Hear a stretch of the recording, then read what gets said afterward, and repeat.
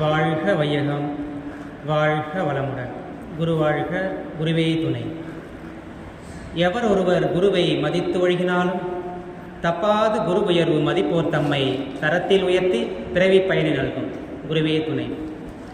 இந்த உலக மக்கள் உடல் நலத்தோடு மகிழ்ச்சியாக நிறைவாக வாழ வேண்டும் என்று தங்களுடைய வாழ்நாளையே அர்ப்பணித்த மகான்கள், சித்தர்கள், ஞானிகள் அனைவரையும் வணங்கி இந்த நில உலகில் 96 ஆண்டு காலம் நிறைவாக வாழ்ந்து இன்றும் நம்மை ஆசீர்வதித்துக் கொண்டிருக்கக்கூடிய குருபிரான் அருட்தந்தை வேதாத்திரி மகரிஷியுடைய பொற்பாதங்களை தொட்டு வணங்கி இந்த ஒரு சிறப்பான வகுப்பை ஏற்பாடு செய்திருக்கக்கூடிய ஆற்காடு மனவளக்கலை மன்றத்தினுடைய அத்தனை நிர்வாகிகளுக்கும், என்னை அறிமுகப்படுத்திய பேராசிரியர் பாரதி அம்மா அவர்களுக்கும், இந்த வகுப்பிலே வந்திருக்கக்கூடிய உங்கள் அனைவருக்கும் வாழ்க வளமுடன் என்ற வாழ்த்துக்களோடு வணக்கங்களை தெரிவித்துக் கொள்கிறேன். வாழ்க வளமுடன், வாழ்க வளமுடன். எல்லோரும் நல்லா இருக்கீங்களா? எல்லாருமே ஜெயின் யூனிவர்சிட்டியா விஷன் கூட இருக்காங்க?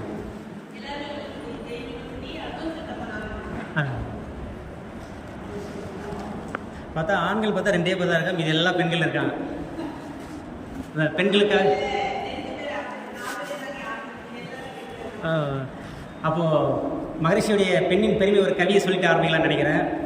எல்லையற்ற ஆற்றல் உள்ள இறைவன் திரு உள்ளம் என்ன, எவ்வுயிரும் தோன்றுவதற்கு ஏற்றது திருவழியாய் வல்லமையாய் பெண்ணினத்தை வடிவமைத்தான் அற்புதமே, வாழ்ந்தோரும் மக்களில் இவ்வளவும் அறிந்தோர் எத்தனை பேர் அப்படின்பார். அப்போ அவ்வளோ ஆற்றல் மிக்கவர்கள் பெண்கள். பெண்கள் எந்த இடத்துல போனாலும் அந்த இடம் நல்லா சுபிக்ஷமாயிடும். எந்த ஒரு செயல் செய்தாலும் சரி, பெண்கள் ஆரம்பித்து வச்சானா, ஏன்னா பெண்கள் எதை கொடுத்தாலும் அப்படியே ட்ரிபிள் மடங்கு கொடுப்பாங்க. ஒரு பணம் கூட வீட்டில் கொடுத்தீங்கன்னு வச்சுங்களேன், அது பெருக்கி பெருசாக ஆகிடுவாங்க. ஆண்கள் கொடுக்குற அந்த வித்து சக்தி, ஒரு துளி வித்து சக்தி அப்படியே 10 மாத வயதில் சுமந்து அப்படியே பெருசாக ஒரு குழந்தையாக வாங்கி கொடுப்பாங்க. அது மாதிரி எதனா துன்பம் கொடுத்தாலும் டபுள் படம் திருப்பி கொடுத்துருவாங்க. அது வேறு விஷயம். அது எதை கொடுத்தாலும் டபுள் மடங்கு ஆகி கொடுத்துருவாங்க. அப்படிப்பட்ட சிறப்பு வாய்ந்தவர்கள் பெண்கள். வாழ்க வளமுடன். மகரிஷியுடைய அத்தனை பயிற்சிகளும் தத்துவங்களும் மிக எளிமையாக சிறப்பாக உணர்ந்து கொள்ளக்கூடிய அளவில் தான் இருக்கும். எந்த தத்துவமாக இருந்தாலும் சரி, எந்த பயிற்சியாக இருந்தாலும் இல்லைங்களா? ஆனால் அந்த பயிற்சி நம்ம தொடர்ந்து செய்யணும். அதுதான் நம்ம செய்ய வேண்டியது. ஒரு குரு 2 சீடர்களுக்கு இந்த ஆன்மீக கருத்தில் புகட்டணும்னு சொல்லிட்டு ஒரு டெஸ்ட் மாரி வைக்கிறார். 2 சீடர்களுக்கு ஒரு டம்ளரில் உப்பு தண்ணி கொடுத்துட்றாரு. இவருக்கு ஒரு டம்ளர், அவருக்கு ஒரு டம்ளர் உப்பு தண்ணி கொடுத்துட்றாரு. கூடவே ஒரு எலுமிச்சை பழம் வந்துருச்சு குத்துறாரு. இதாங்க கொடுத்துறாரு. குத்துட்டு அவர் ஆசனம் உள்ள போயிடுறாரு. ஒரு சீடர் என்ன பண்ணார், அந்த குரு கொடுத்த அந்த எலுமிச்சை பழத்தை அப்படியே கையில், குரு கொடுத்த பிரசாதம் சொல்லிட்டு கையில் வச்சுக்கிட்டு அந்த உப்பு தண்ணி மட்டும் குடிக்கிறார். குடிச்சிட்டு உப்பு தண்ணி குடிக்க முடியுமா, உடனே வாந்தி எடுத்துடுறாரு. பாதி தான் குடிச்சார்.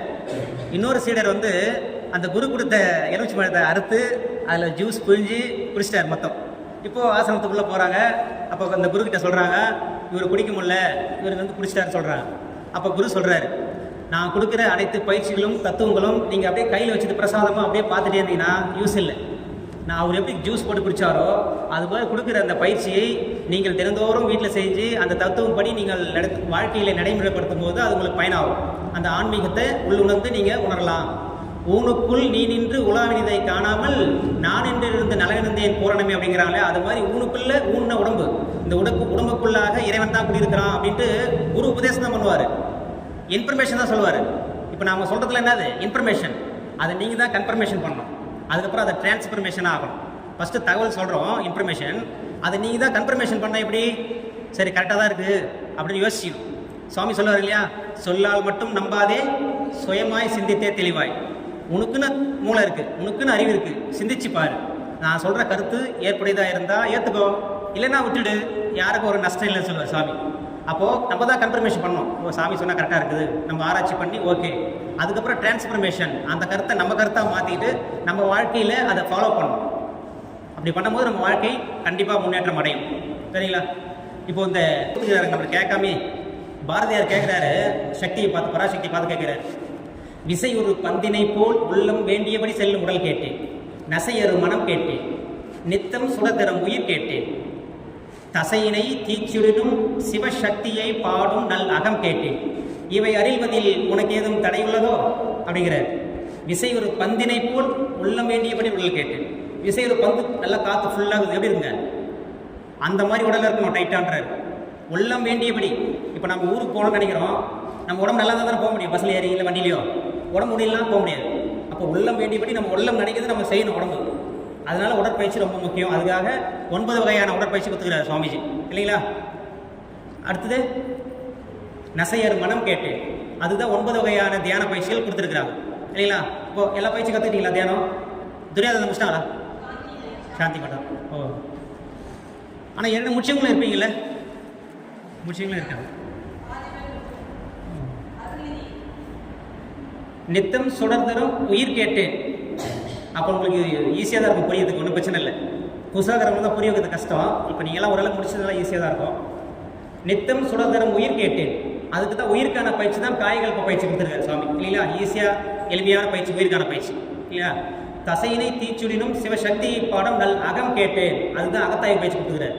இப்படி பாரதியார் இறைவனுடைய கேட்டதை வேண்டந்த நம்ம சாமிஜி நம்மளுக்கு கேட்காமே கொடுக்குறாரு. அன்பும் கருணையுமா, எவ்வளோ அன்பு எவ்வளோ கருணை இல்லை? எந்த ஒரு விஷயத்துக்கு சாதாரணமாக எல்லாரும் கொடுத்துட மாட்டாங்க. ஓ, எங்கள் ஊரில் எங்கள் பெரியம்மா ஒருத்தர் இருந்தாங்க, நான் என்ன உங்களுக்கு சொல்லியிருக்கேன்னு நினைக்கிறேன். அவங்க ஒரு மருந்து, பச்சளை மருந்து வச்சுருந்தாங்க. ஏன் சொல்லியிருக்கல, உங்களுக்கு தெரியல? அந்த மருந்து அந்த சாப்பிட்டீங்கன்னா முள்ளு புதுக்குள்ளே இருந்தாலும் வெளியே வந்துடும் ஆட்டோமேட்டிக்காக மறுநாள் காலையில். அது மாதிரி ஒரு நல்ல அற்புதமான மருந்து சொல்லியே தரல. நான் கேட்டால் இது சொல்லி தந்தால் பழிக்காதடான்னு சொல்லிட்டாங்க. அதுக்கப்புறம் அவங்க செத்து போயிட்டாங்க. அவங்க கூட அதுவும் செத்து போயிடுச்சு. ஆனால் மகரிஷி பாருங்க, அவர் கற்றுது எவ்வளோ ஆராய்ச்சி பண்ணியிருப்பார், எவ்வளோ இரவு பகல் பாராமல் கண் முழிச்சு அவர் உடலையே ஒரு ஆய்வு கூடமாக வச்சு கண்டுபிடிச்சதை ஈஸியாக எல்லாரும் கொடுத்துட்டு போயிட்டார். நீங்களும் செய்யுங்க, நல்லா இருங்க. எவ்வளோ அன்பு, எவ்வளோ கருணை. அப்படி கொடுத்து அந்த பயிற்சியை நம்ம சாதாரண நினைக்கக்கூடாதுங்க. இப்போ ஏற்கனவே சொன்ன எலுமிச்சை மரம் மாதிரி அதை நம்ம தெரியும், உடற்பயிற்சி தெரியும், காயலுக்கு பயிற்சி தெரியும், அப்படி சொல்கிறதுனால பயன் கிடையாது. நம்ம செய்து அதை அனுபவிக்கும் போது அந்த பலன் தெரியும். அந்த நான் சொன்னேன் இல்லையா, அந்த கபாலபதி செஞ்சு சைனஸ் ப்ராப்ளம் அவ்வளோ சந்தோஷமாயிடுச்சு. ஆப்ரேஷன் பண்ண சொல்லிட்டாங்க 25 வயசில். ஆப்ரேஷன் பண்ணால் என்ன ஆகும் தெரியாது இல்லை, சைட் எஃபெக்ட் வரும், அதுன்ட்டு எதுவுமே இல்லாமல் அவ்வளோ ஈஸியாக கற்றுக் கொடுத்தாங்க. உடனே ஒரே வாரத்தில் சரியாச்சுங்க. அவ்வளோ அற்புதமான பயிற்சி. நீங்கள் தினந்தோறும் அந்த பாலுணர்வும் ஆன்மீக மேம்பாடும் என்ற தலைப்பில் நம்ம சிந்திக்க போகிறோம். Sex and spiritual development. இந்த பாலுணர்வு என்ற ஒன்று, அதை பற்றி ஒரு அறிவு எந்த அளவிற்கு சமுதாயத்தில் தெளிவாக இருக்கிறதோ அந்த அளவிற்கு தான் அந்த சமுதாயத்திலே மக்கள் உடல்நலத்தோடு மனநலத்தோடு மகிழ்ச்சியாக வாழ முடியும்.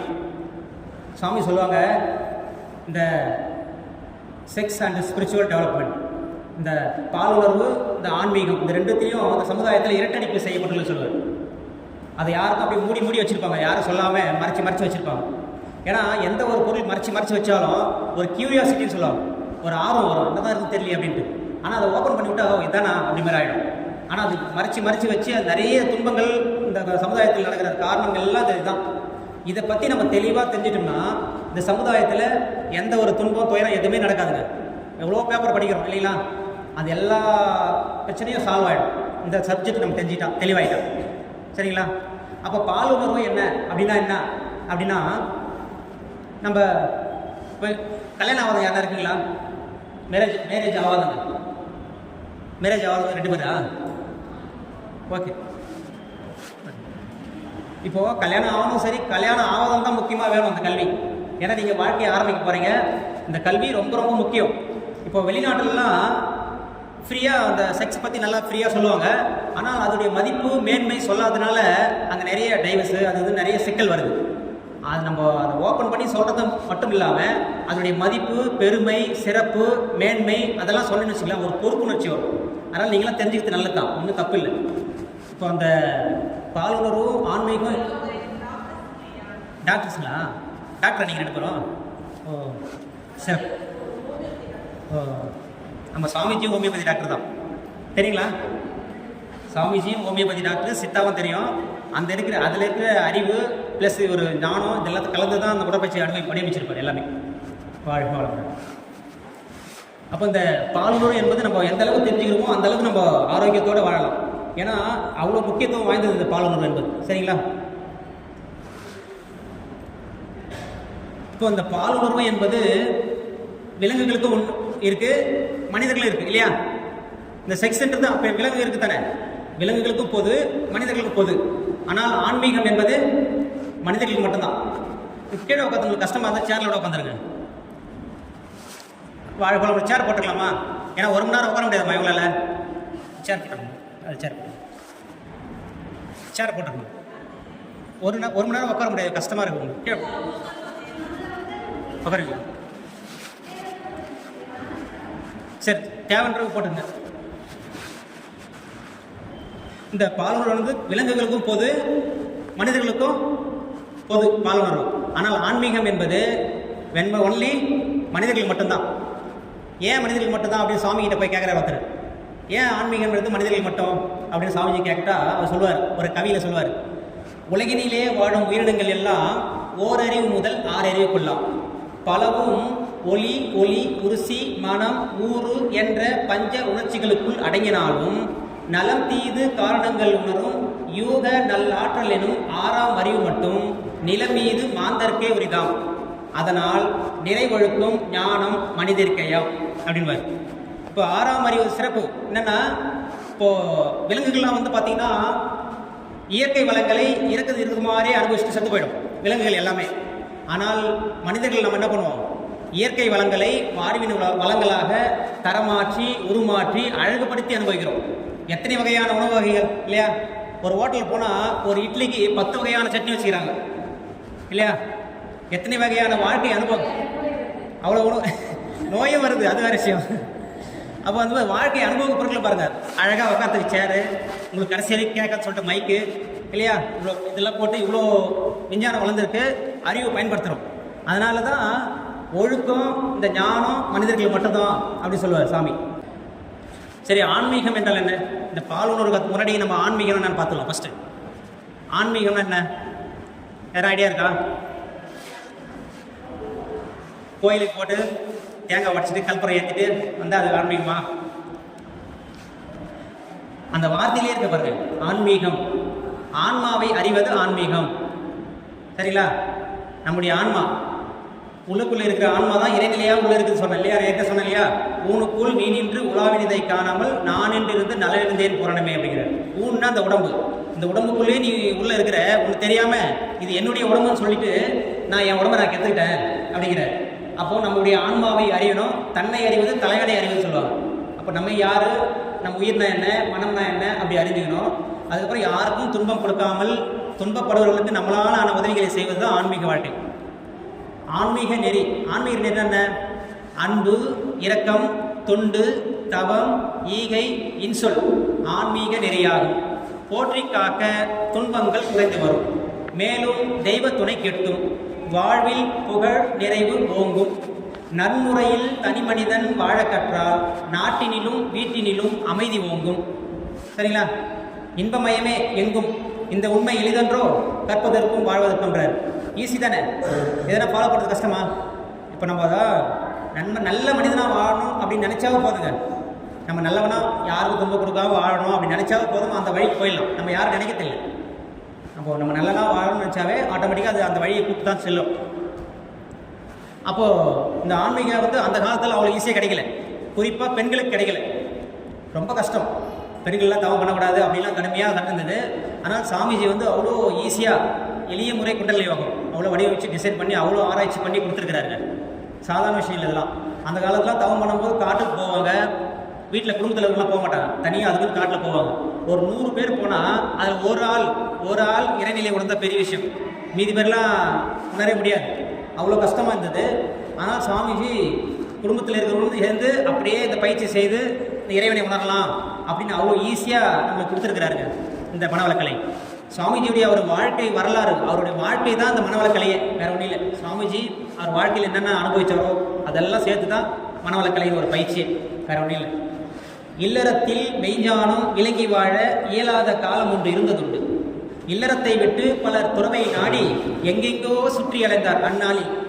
இல்லறத்தில் கடமை செய்தே தவம் பயின்று இறைநிலையை அறியும் முறை கண்டு கொண்டோம். இல்லறமும் துறவரமும் ஒன்று சேர்ந்து இணைந்த உயர் அறம் கண்டோம், மகிழ்ச்சி பெற்றோம் அப்படிங்கிறார். இப்போ இல்லறத்தில் கடமை செஞ்சதே நம்ம வரோம் இல்லையா? இப்போ கூட நான் வேலைக்கு போயிட்டு வந்தேன், 4:30 மணி தான் ஷிஃப்ட் முடிச்சு 4:30 மணிக்கு வெளியே வந்தேன். உடனே என் பொண்ணு நம்ம ப்ராஜெக்ட் அவங்களுக்கு தேவையான பண்ணி கொடுத்தேன். எங்கள் வீட்டில் ஏதோ மளிகை சாமான் ஏதோ வாங்கி கொடுத்தேன். அப்போது வீட்டில் செய்து நம்ம செஞ்சுட்டு அதுக்கப்புறம் நம்ம ஓய்வு நேரத்தில் தான் இங்கே வரணும். நான் இங்கே வரேன்னு சொல்லிட்டு அதெல்லாம் விட்டு வந்தால் குடும்பம் நல்லா இருக்குமா? குடும்பம் அமைதி கெட்டு போயிடும். அப்போ நம்ம குடும்பத்தை கரெக்டாக பார்த்துக்கிட்டு சாமியே சொல்லுவாங்க, இந்த சர்வீஸ் பண்ணுறதே வந்து குடும்பத்தை ஃபஸ்ட்டு குடும்ப பொறுப்புகள் பாருங்கள், அதுக்கப்புறம் வாங்க சர்வீஸ் பண்ணுறது சொல்லுவார். நித்தம் சில நேரம் ஓய்வில் தேர்ந்து நேர்மையுடன் சமூக சேவை செய்யும் இருக்கும். சமூக சேவைனாவே நேர்மை தான். அது நேர்மையுள்ள ஒரு வார்த்தை போகிறாருங்க, நேர்மையுடன் சமூக சேவை. ஏன்னா நிறைய பேர் கொஞ்சம் விளம்பரத்துக்காக சேவை பண்ணுவாங்க, அதனால எதனா ஆதாயம் வருமா அப்படின்ட்டு. அதனால சுவாமி கரெக்டாக பாயிண்ட் பிடிக்கிறாரு, நேர்மையுடன் சமூக சேவை செய்ய நினைக்கும் உத்தமர்கள் ஒன்று செய்வோம் அப்படின்னு. அப்போது நம்ம குடும்ப பொறுப்புகள் எந்த இதுலையும் நம்ம இதுவே பண்ணக்கூடாதுங்க. நிறைய பேர் பார்த்தீங்கன்னா பெண்கள் பேராசிரியர் நிறைய பேர் இருப்பாங்க. அவங்களாம் பார்த்தீங்கன்னா வீட்டில் அவ்வளோ பொறுப்புகள், சாப்பாடு செஞ்சு வைக்கணும், பசங்களை பார்க்கணும், எல்லாத்தையும் செஞ்சு வச்சுட்டு அதுக்கப்புறம் தான் மன்றத்துக்கு வருவாங்க. அதுதான் சரியும் கூட. நான் எல்லாத்தையும் அப்படியே வச்சுட்டு நான் மன்றத்துக்கு வந்தோம்னா குடும்பம் சரியாக வராது, சண்டை தான் வரும். அப்போ குடும்ப கடமைகளை கரெக்டாக செஞ்சுட்டு அதுக்கப்புறம் நம்ம முடிஞ்ச டைமில் நம்ம ஆன்மீகத்தை சர்வீஸ் பண்ணணும். ஏன்னா நம்ம ஆன்மாவை சுத்தப்படுத்தணும், கலங்கள் இருக்குது, சரிங்களா? அப்போது இந்த பயிற்சி வந்து இல்லறத்தில் அவ்வளோ கடைசியாக பாருங்கள், மகிழ்ச்சி பெற்றோம். எதிர எந்த ஒரு புதிய விஷயம் கண்டுபிடிச்சாலும் அவ்வளோ சந்தோஷப்படுவாங்க. ஏன்னா அதை கண்டுபிடிச்சவங்க எவ்வளோ கஷ்டப்பட்டுருப்பாங்க. நம்ம விஞ்ஞானி ஒருத்தர் பார்த்தீங்கன்னா ஆர்கிமிடிஸ் ஒருத்தர் இருப்பார். ஆர்கிமிடிஸ் கேள்விப்பட்டிருக்கிறீங்களா? ஆர்கிமிடிஸ் விதி கேள்விப்பட்டிருக்கீங்களா? ஒரு விஞ்ஞானி, அவருடைய விதி பாருங்க, ஒரு திடப்பொருள் ஒரு திரவத்தினுள் தங்கு தடையின்றி மூழ்கியிருக்கும் போது அதனால் வெளியேற்றப்பட்ட திரவத்தின் எடைக்கு சமம் சொல்லுவார். அதாவது ஒரு தொட்டி ஃபுல்லாக தண்ணி இருக்குது, அது உள்ள இதெல்லாம் ஒரு 10 கிலோ பொருள் போட்டிங்கன்னா அந்த தண்ணி வெளியேறதில்ல தொட்டியிலேருந்து, அந்த தண்ணியும் அந்த பொருள் வெயிட் சமம்னு சொல்லுவார். அதை கண்டுபிடிச்சிட்டு அப்படி ஜட்டியோடு ஓடுவார் தெருவில். நான் கண்டுபிடிச்சிட்டேன் ஏன்னா அவ்வளோ சந்தோஷம். ஏன்னா எத்தனை வருஷமாக பாடுபட்டிருப்பார் அதை கண்டுபிடிக்கிறதுக்கு. அந்த ஒரு விதியை கண்டுபிடிச்சுன்னு ஓடுறாரு இல்லைங்களா? குளிச்சிருக்கும்போது திடீர்னு அவர் பொறி தட்டுது, இது அப்படின்னு சொல்லிட்டு ஓடுறாரு, யுரேக்கான்னு சொல்லிட்டு ஓடுறாரு. அப்படின்னா அவர் கண்டுபிடிச்சுன்னு ஓடுறாரு. அதுபோல மகரிஷி அவர்கள் கடுமையாக இருந்த அந்த ஆன்மீகத்தை ரொம்ப எளிமையாக கணவன் மனைவி குடும்பத்தோடு செய்கிற மாதிரி எளிய முறை கொண்டல் யோகத்தை வகுத்த பிறகு மகிழ்ச்சி பெற்றோம் அப்படிங்கிறார். இல்லறமும் துறவரமும் ஒன்று சேர்ந்து இணைந்த உயர் அறம் கண்டோம் மகிழ்ச்சி பெற்றோம் அப்படிங்கிறார். அவ்வளோ சந்தோஷமாக எழுதுறாருங்க நம்ம கொடுத்துட்டு. இப்போது நம்மளுடைய அப்படி நம்ம பின்னோக்கி பார்ப்போம். நம்ம தன்னை அறிவது தலைவனை அறிவு சொன்னீங்களா? இப்போ வந்து நான் எந்த ஒரு பருவுடலாக வந்திருக்காங்கல்ல, நம்ம மனிதர்களாக இருக்கோம். என்னுடைய அப்பா அம்மா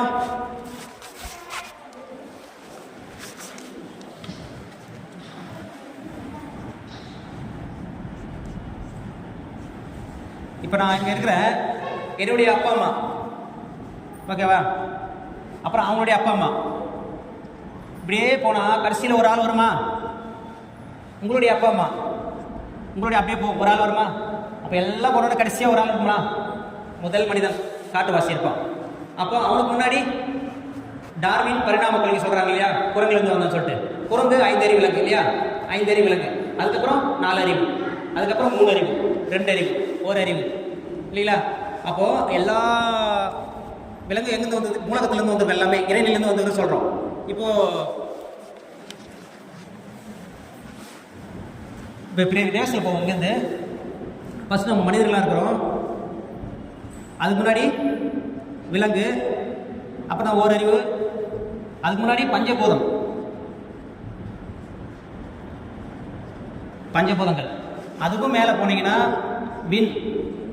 விண்கள் கூட்டம், அதுக்கு மேலே இறைத்துகள்,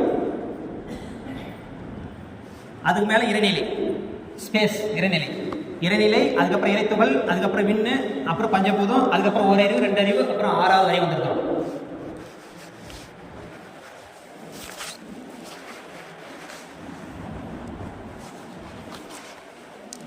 தெரியுதுங்களா?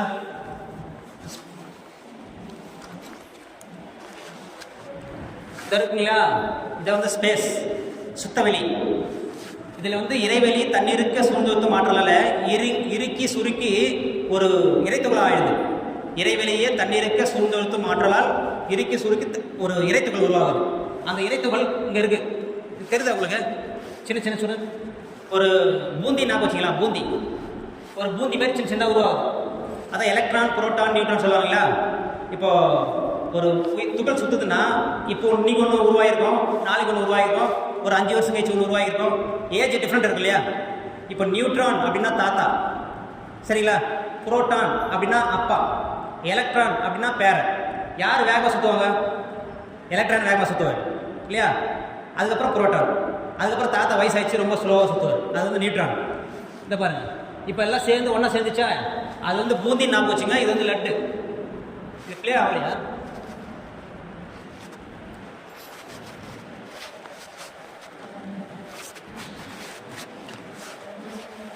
சரி,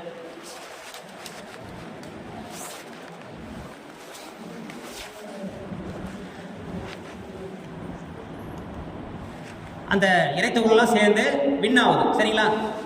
சுற்றி சுற்றி இருக்கு இல்லையா, அது பேர் லட்டு. அது வந்து வின்னு சொல்லுவாங்க. அந்த விண்களுடைய கூட்டு தான் பஞ்சபூதங்கள், நிலம், நீர், நெருப்பு, காற்று, ஆகாசம் சரிங்களா? அப்போ அந்த ரேஷியோ சேர சேர ஃபஸ்ட்டு விண்கள் 2 விண்ணுனா காற்று, அதுக்கப்புறம் 3 விண்ணுனா அழுத்த காற்று அதான் நெருப்பு, 4 விண்ணுனா நீர், அதுக்கப்புறம் 5 விண்ணுனா நிலம். உங்களுக்கு ஈஸியாக புரியுற சொல்கிற பாருங்க. இப்போது இளநீரில் தேங்காய் இருக்கா, தண்ணி இருக்கா தேங்காயில்? அந்த இளநீர் தண்ணி மட்டும் தான் இருக்குது. அதுக்கப்புறம் கெட்டி பொருளாக மாறுதா இல்லையா? அந்த இளநீர் தான் கெட்டி பொருளாக தேங்காய் பருப்பாக மாறுது இல்லையா? அதுபோல் நீர் தான் நிலமாகும். அது மாதிரி விண்ணு, அப்புறம் காற்று, அப்புறம் நெருப்பு, நீர், அப்புறம் நிலம், இப்படி வரிசையாக பஞ்சபூதம் உருவாகுது. அப்போ இந்த பஞ்சபூதங்கள் ஒரு இணக்கமான ரேஷியோ வரும்போது அதுலேருந்து உயிர் உருவாகுது. மூலகங்கள் வந்து அதுக்கப்புறம் உயிர் உருவாகுதுங்க. இப்போது நானும் என் பையன் 2 பேரும் நான் கல்யாணத்துக்கு போயிருந்தோம். அப்போது அப்பளம் வச்சுருந்தாங்க, பெரிய அப்பளம் கல்யாணத்தில். என் பையன் ஒரே ஒரு அடி வச்சான். அச்சு ஒன்று அந்த அப்பளம் ஃபுல்லாக தூள் ஆயிடுச்சு. அப்பளம் வேறு, அப்பளத்தூள் வேறவா? வேறவா ஒன்றா? ஏன் அமைதியாக இருக்கீங்க? 2 ஒன்று தானே, ஆனால் பேர் மட்டும் வேறு. ஏன் ஃபஸ்ட்டு இருந்தது அப்பளம், இப்போ இருந்தது அப்பளத்தூள். பேர் தான் வேறு, ஆனால் அப்பளம் அப்பளத்தூள் 2 ஒன்று தான் இல்லைங்களா? அதுபோல் இறைநிலையிலிருந்து தண்ணீருக்கு ஆற்றலால் இறைத்துகள் ஆகுது. அப்போ இறைநில வேற இல்லை, இறைத்துகள் வேற இல்லை, அதுலேருந்து தான் வந்திருக்கு இல்லையா? அப்போ இறைத்துகள் ஆச்சு. இறைத்துகள்லேருந்து விண் வந்துச்சு, விண்ணிலிருந்து பஞ்சபூதங்கள் நிலம், நீர், நெருப்பு, காற்று, ஆகாசம் வந்துச்சு.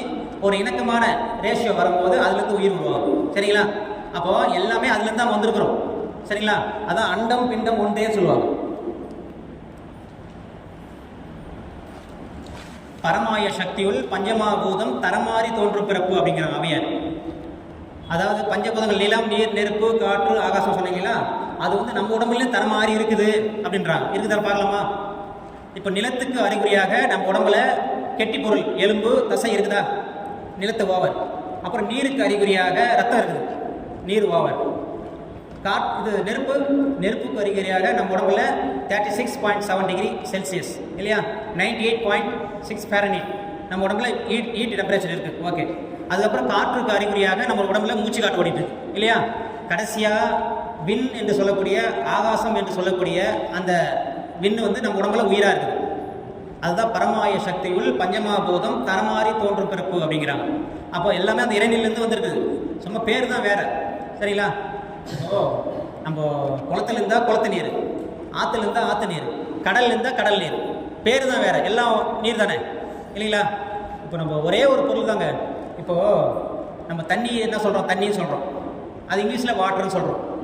என்ன தெலுங்கில் என்ன சொல்கிறோம், அதை நீலுன்னு, மலையாளத்தில் அது வெள்ளம்னு, ஹிந்தியில் வாட்டர், ஹிந்தியில் பானி, இங்கிலீஷில் வாட்டர். ஒரே பொருள் தான், ஆனால் பேர் வச்சுக்கிறோம், அது ஒன்று வேறு வேறு இல்லையா? அதே போல் இறைநிலேருந்து தன்மாற்றம் அடைஞ்சதுனால நம்ம ஒன்று நம்மளே ஒரு பேர் வச்சுக்கிறோம். நம்ம அறிவு அது வச்சுக்கிது பேர்.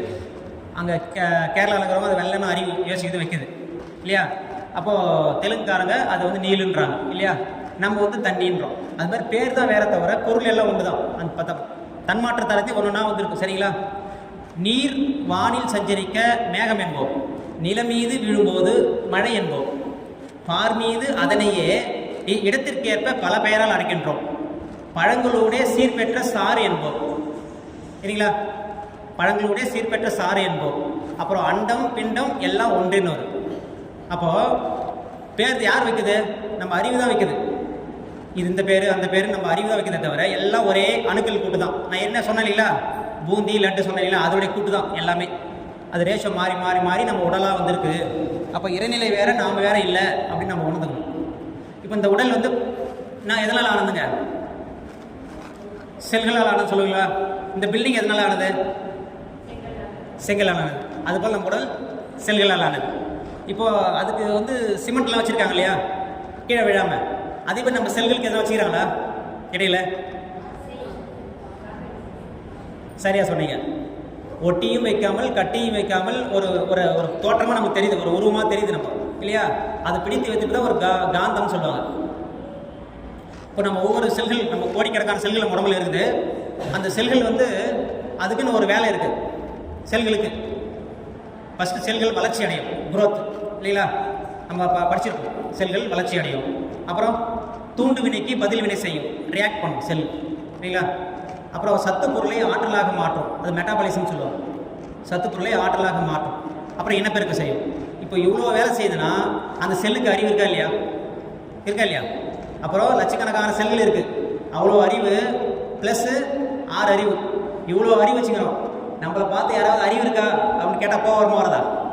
அதனால தான் கோவம் வருது இல்லைங்களா?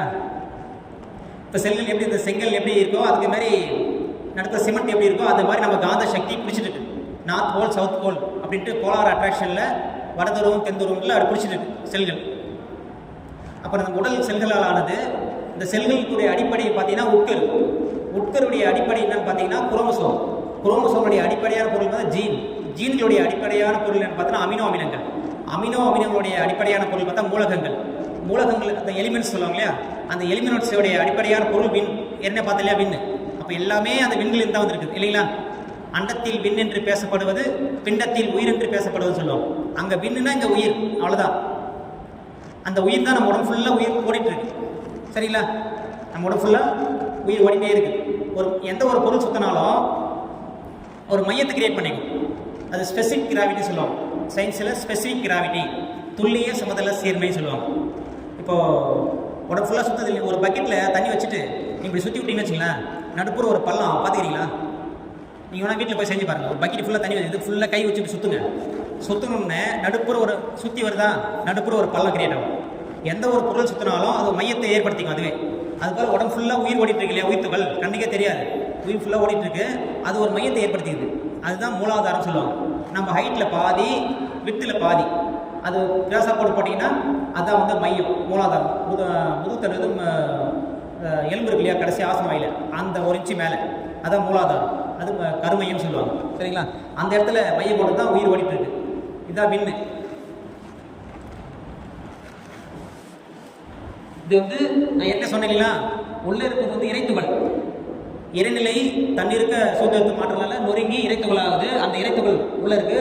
அது ஒரு ஒன்று ஒட்டாது, இறைத்துகள் சேர்ந்து ஒரு தோற்றமாக தெரியுது. இது வந்து விண்ணு. இது சுத்தும் போது அதுலேருந்து ஒரு ஆற்றல் வெளியேறும் இல்லையா? இறைத்துகள் வெளியேறும். இப்போ ஃபேன் சுத்தினா எப்படி காற்று வருது, அது மாதிரி இது சுத்தும் போது இதுலேருந்து வெளியேறும். இப்படி வெளியேற அந்த இறைத்துகள் தான் காந்தம் அப்படின்னு சொல்கிறோம் சரிங்களா?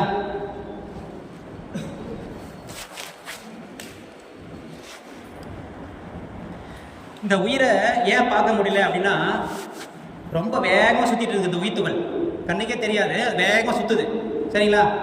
இந்த ஃபேன் வேகமாக ஃபஸ்ட்டு போடாமல் இருக்கும்போது அந்த ரெக்கெல்லாம் தெரியும் இல்லையா? ஆனால் ஃபேன் போட்டு பிறகு அந்த ரெக்கை வேகமாக சுத்தமாக தெரியாது. அதுபோல் உயிர்த்துகள் அவ்வளோ வேகத்தை சுற்றிட்டு இருக்கு, அதை கண்ணால் பார்க்க முடியாது. ஆனால் அவ்வளோ நுண்ணியது. திருமூலர் சொல்கிறார், அந்த உயிர்த்துகளுடைய அளவு சொல்கிறாரு. மேவியே ஜீவன் வடிவது கூடில் கோவின் மயிரொன்று 100 கூறிட்டு மேவிய கூறுது 1000 ஆயினால் ஆவியின் கூறு 100,000 அப்படிங்கிறாரு. அதாவது பசுமாட்டுடைய ரோமத்தை எடுத்து அந்த கன அளவுக்கு திக்னஸை வெட்டி அதை எடுத்து 1,00,000 துண்டா பண்ணுவோம். கற்பனை பண்ண முடியுதா? 1,00,000 துண்டை போட்டால் ஒரு பீஸ் எடுத்தால் அதுதான் உயிர்த்துகளுடைய அளவு. கண்ணுக்கே பார்க்க முடியாது, இல்லை என்று சொல்லவும் முடியாது, அதை எடுத்து காட்டவும் முடியாது. உயிர்த்துகள் அதெல்லாம் மறைபொருள். கோடிக்கணக்கான உயிர்த்துகள் உள்ள ஓடிட்டு இருக்கு, கண்ணுக்கு தெரியாது, ஓடிட்டு இருக்கு, உடம்பு ஃபுல்லாக ஓடிட்டு இருக்கு. அப்போ அந்த உயிர்த்துகளிலிருந்து வரக்கூடிய அந்த ஆற்றல் தான் காந்தம், ஜீவகாந்தம் சொல்றது. நம்ம ஜீவன்லேருந்து வரக்கூடிய காந்தம் ஜீவகாந்தம், வான்கோளிலிருந்து வரக்கூடிய காந்தம் வான்காந்தம். அவ்வளோ வேற ஒன்றும் இல்லை. இந்த ஜீவன்லேருந்து வருது இல்லையா, அதான் ஜீவகாந்தம். இந்த ஜீவகாந்தம் அவ்வளோ ஒரு நம்ம உடம்புக்கு செலவாகுது. பார்த்தீங்கன்னாக்கா பிசிக்கல் அந்த மெட்டாபாலிசம் சொன்னேன் இல்லைங்களா, அதெல்லாம் செயல்பாடுக்கு, உடல் செயல்பாட்டுக்கு ஒரு 80% செலவாகுது. மூளைக்காக ஒரு 20% செலவாகுது. இப்போ இதெல்லாம் எதுக்காக சொல்கிறேன்னா, இதெல்லாம் உங்களுக்கு புரிஞ்சாதான் இந்த பால் உணர்வு எவ்வளோ முக்கியம்னு உங்களுக்கு உணர முடியும். இப்போது ஜீவகாந்தம் சொன்னேன் இல்லையா, மெட்டாபாலிசம். நீங்கள் காய்கறி பயிற்சி எல்லாமே எடுத்துட்டீங்கல்ல, அப்போ இப்படி சொன்னாங்களா, மூவ் பண்ண சொன்னாங்களா? அப்படி ஜீவகாந்தத்தை உணர சொன்னாங்களா இல்லையா? எல்லாம் உணர்ந்தீங்களா? அப்போ அந்த ஜீவகாந்தம் எந்த அளவுக்கு திணிவாக இருக்கோ அந்த அளவுக்கு தான் நம்ம நோய் எதிர்ப்பாற்றல் எல்லாமே இருக்கும். இப்போது ஒரு பூ இருக்கு இல்லையா, ஒரு பூவில் வாசனை வருது, மல்லிப்பூ வாசனை வருது, அதோடைய அலை தான் நம்மளுக்கு வாசனையாக உணர்றோம். ஒரு ரோஜா பூ இருக்குது, அதுலேருந்து வர அலை தான் நம்ம வாசனையாக உணர்றோம். அதுபோல் நம்ம மனிதர்களாக நம்ம நிறைய நல்ல செயல்கள் செஞ்சிடும். மக்கள் தேவையான உதவி தொண்டு எல்லாம் செஞ்சுன்னா, அதுக்கப்புறம் தினந்தோறும் தவம் பண்ணனா, மெடிடேஷன் பண்ணிகிட்டே இருந்துன்னா, நம்மளுக்குள்ள ஒரு அலை இருக்கு இல்லையா, ஜீவகாந்தம் இருக்கு இல்லையா, அது வெளியே வரும், எப்பவுமே வெளியேறிட்டே இருக்கும். அப்போ நம்ம எங்கேயாவது போனோம்னு வச்சுங்களேன், நம்மளுக்கு தெரியாத ஆளாக கூட அப்படியே கையை தூங்குவாங்க. ஏன்னா ஒவ்வொருத்தருக்கிட்டையும் ஒரு அலை வருது, நம்ம உள்ள இருக்கிற அலை வெளியே வருது. நம்முடைய தன்மை, நம்முடைய எண்ணம் எல்லாம் சேர்ந்து தான் அந்த அலையாக வரும். சரிங்களா? அப்போ நம்ம இந்த நல்ல நல்ல இந்த காரியங்கள், தொண்டு, இந்த தவம்லாம் செய்யும்போது அவ்வளோ எனர்ஜி நம்ம ரிசீவ் பண்ணிக்கிறோம். அப்போ அந்த ஆற்றல் வரும்போது ஆட்டோமேட்டிக்காக கையை தூங்குவோம். ஏன்னா அந்த மாதிரி ஒரு சக்தி வாய்ந்தது. இப்போ தான் விஞ்ஞானம் வளர்ந்த பிறகு தான் இது பேர் வந்து காந்தம், மேக்னெட் சொல்கிறோம். அதுக்கு முன்னாடி இது பேரில் பிரணவம் சொல்லுவாங்க, பிரணவ பொருள். இப்போ தான் அதை காந்தம் சொல்கிறோம். அப்போ நம்ம வைக்கிறது அதெல்லாம் பேர்.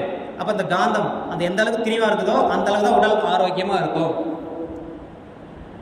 இந்த காந்தம் தான் உடல் முழுவதும் எல்லா இயக்கங்களும் காரணமாக இருக்குது. நம்ம வீட்டில் மிக்ஸி இருக்குது, கிரைண்டர் இருக்குது, டிவி இருக்குது, அயன் பாக்ஸ் இருக்குது, எல்லாம் ஒரு கருவி இல்லையா? அதுக்கு எல்லாத்துக்கும் பொதுவான விஷயம் எது? கரண்ட் எல்லாம் அது செயல்படாது இல்லையா?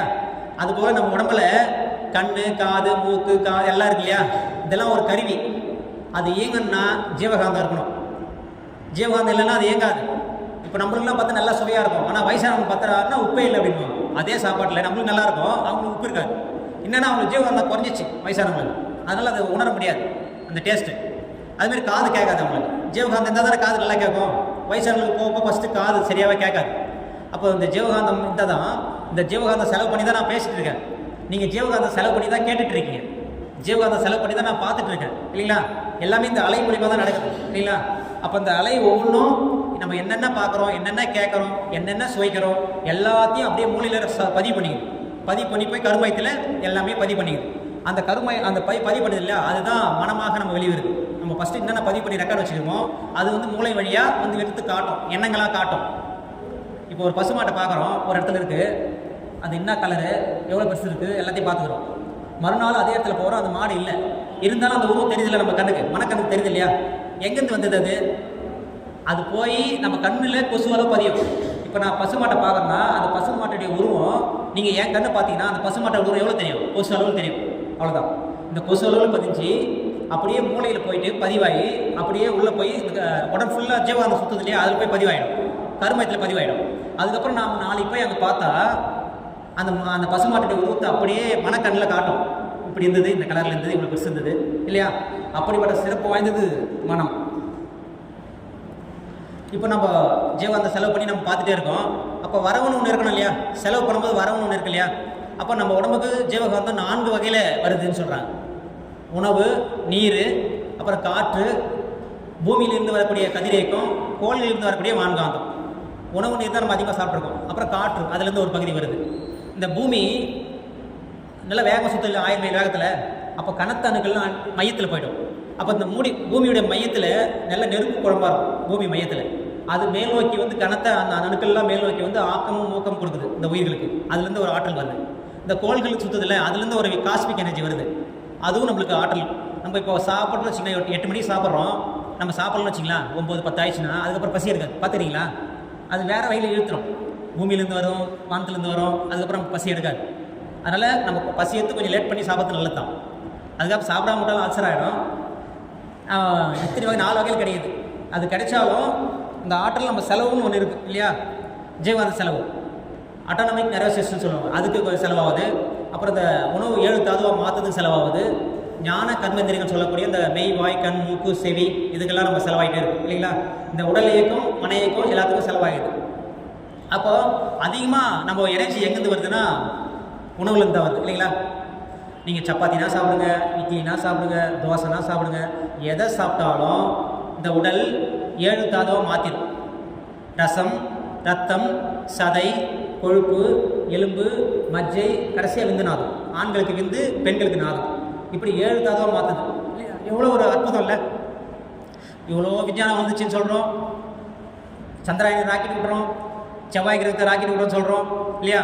அந்த விஞ்ஞானிக்கிட்ட போயிட்டு 4 இட்லி 2 சப்பாத்தி எதுவுமே கொடுத்துட்டு, ஐயா இது கொஞ்சம் ரத்தமாக மாற்றி கொடுங்க சொன்னால் மாற்றி கொடுப்பாரா? முடியுமா? ஆனால் அந்த உடல் பண்ணுதே, எதை சாப்பிட்டாலும் எழுத்தாதோ மாற்றுது இல்லையா? எவ்வளோ ஆச்சரியம் இல்லை? ஒவ்வொரு உறுப்புகளும் அவ்வளோ சிறப்பாக இயங்கிட்டு இருக்கு. அதான் இறைநிலையே உள்ளுக்கு அறிவாக இருந்து செயல்பட்டு இருக்கு இல்லையா? நம்ம எதுவுமே பண்ண முடியாது.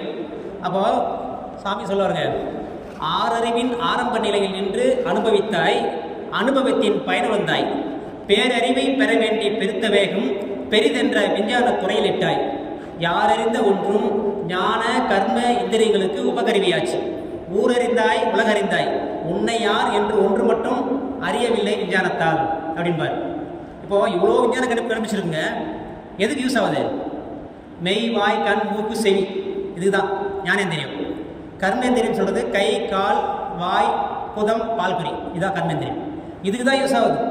இப்போ டிவிலாம் முன்னாடி போய் பண்ண கெட்ட போய் ஆன் பண்ணுவோம், இப்போ ரிமோட் வந்து எட்டு ஆன் பண்ணுறோம். இப்போ முன்னாடிலாம் மாவு வரைக்கும் தான் உரல் வச்சு ஆட்டுவாங்க, உடல் உழைப்பு இருக்கும். இப்போ மிக்சியில் வச்சு ஆன் பண்ணுறோம் இல்லையா?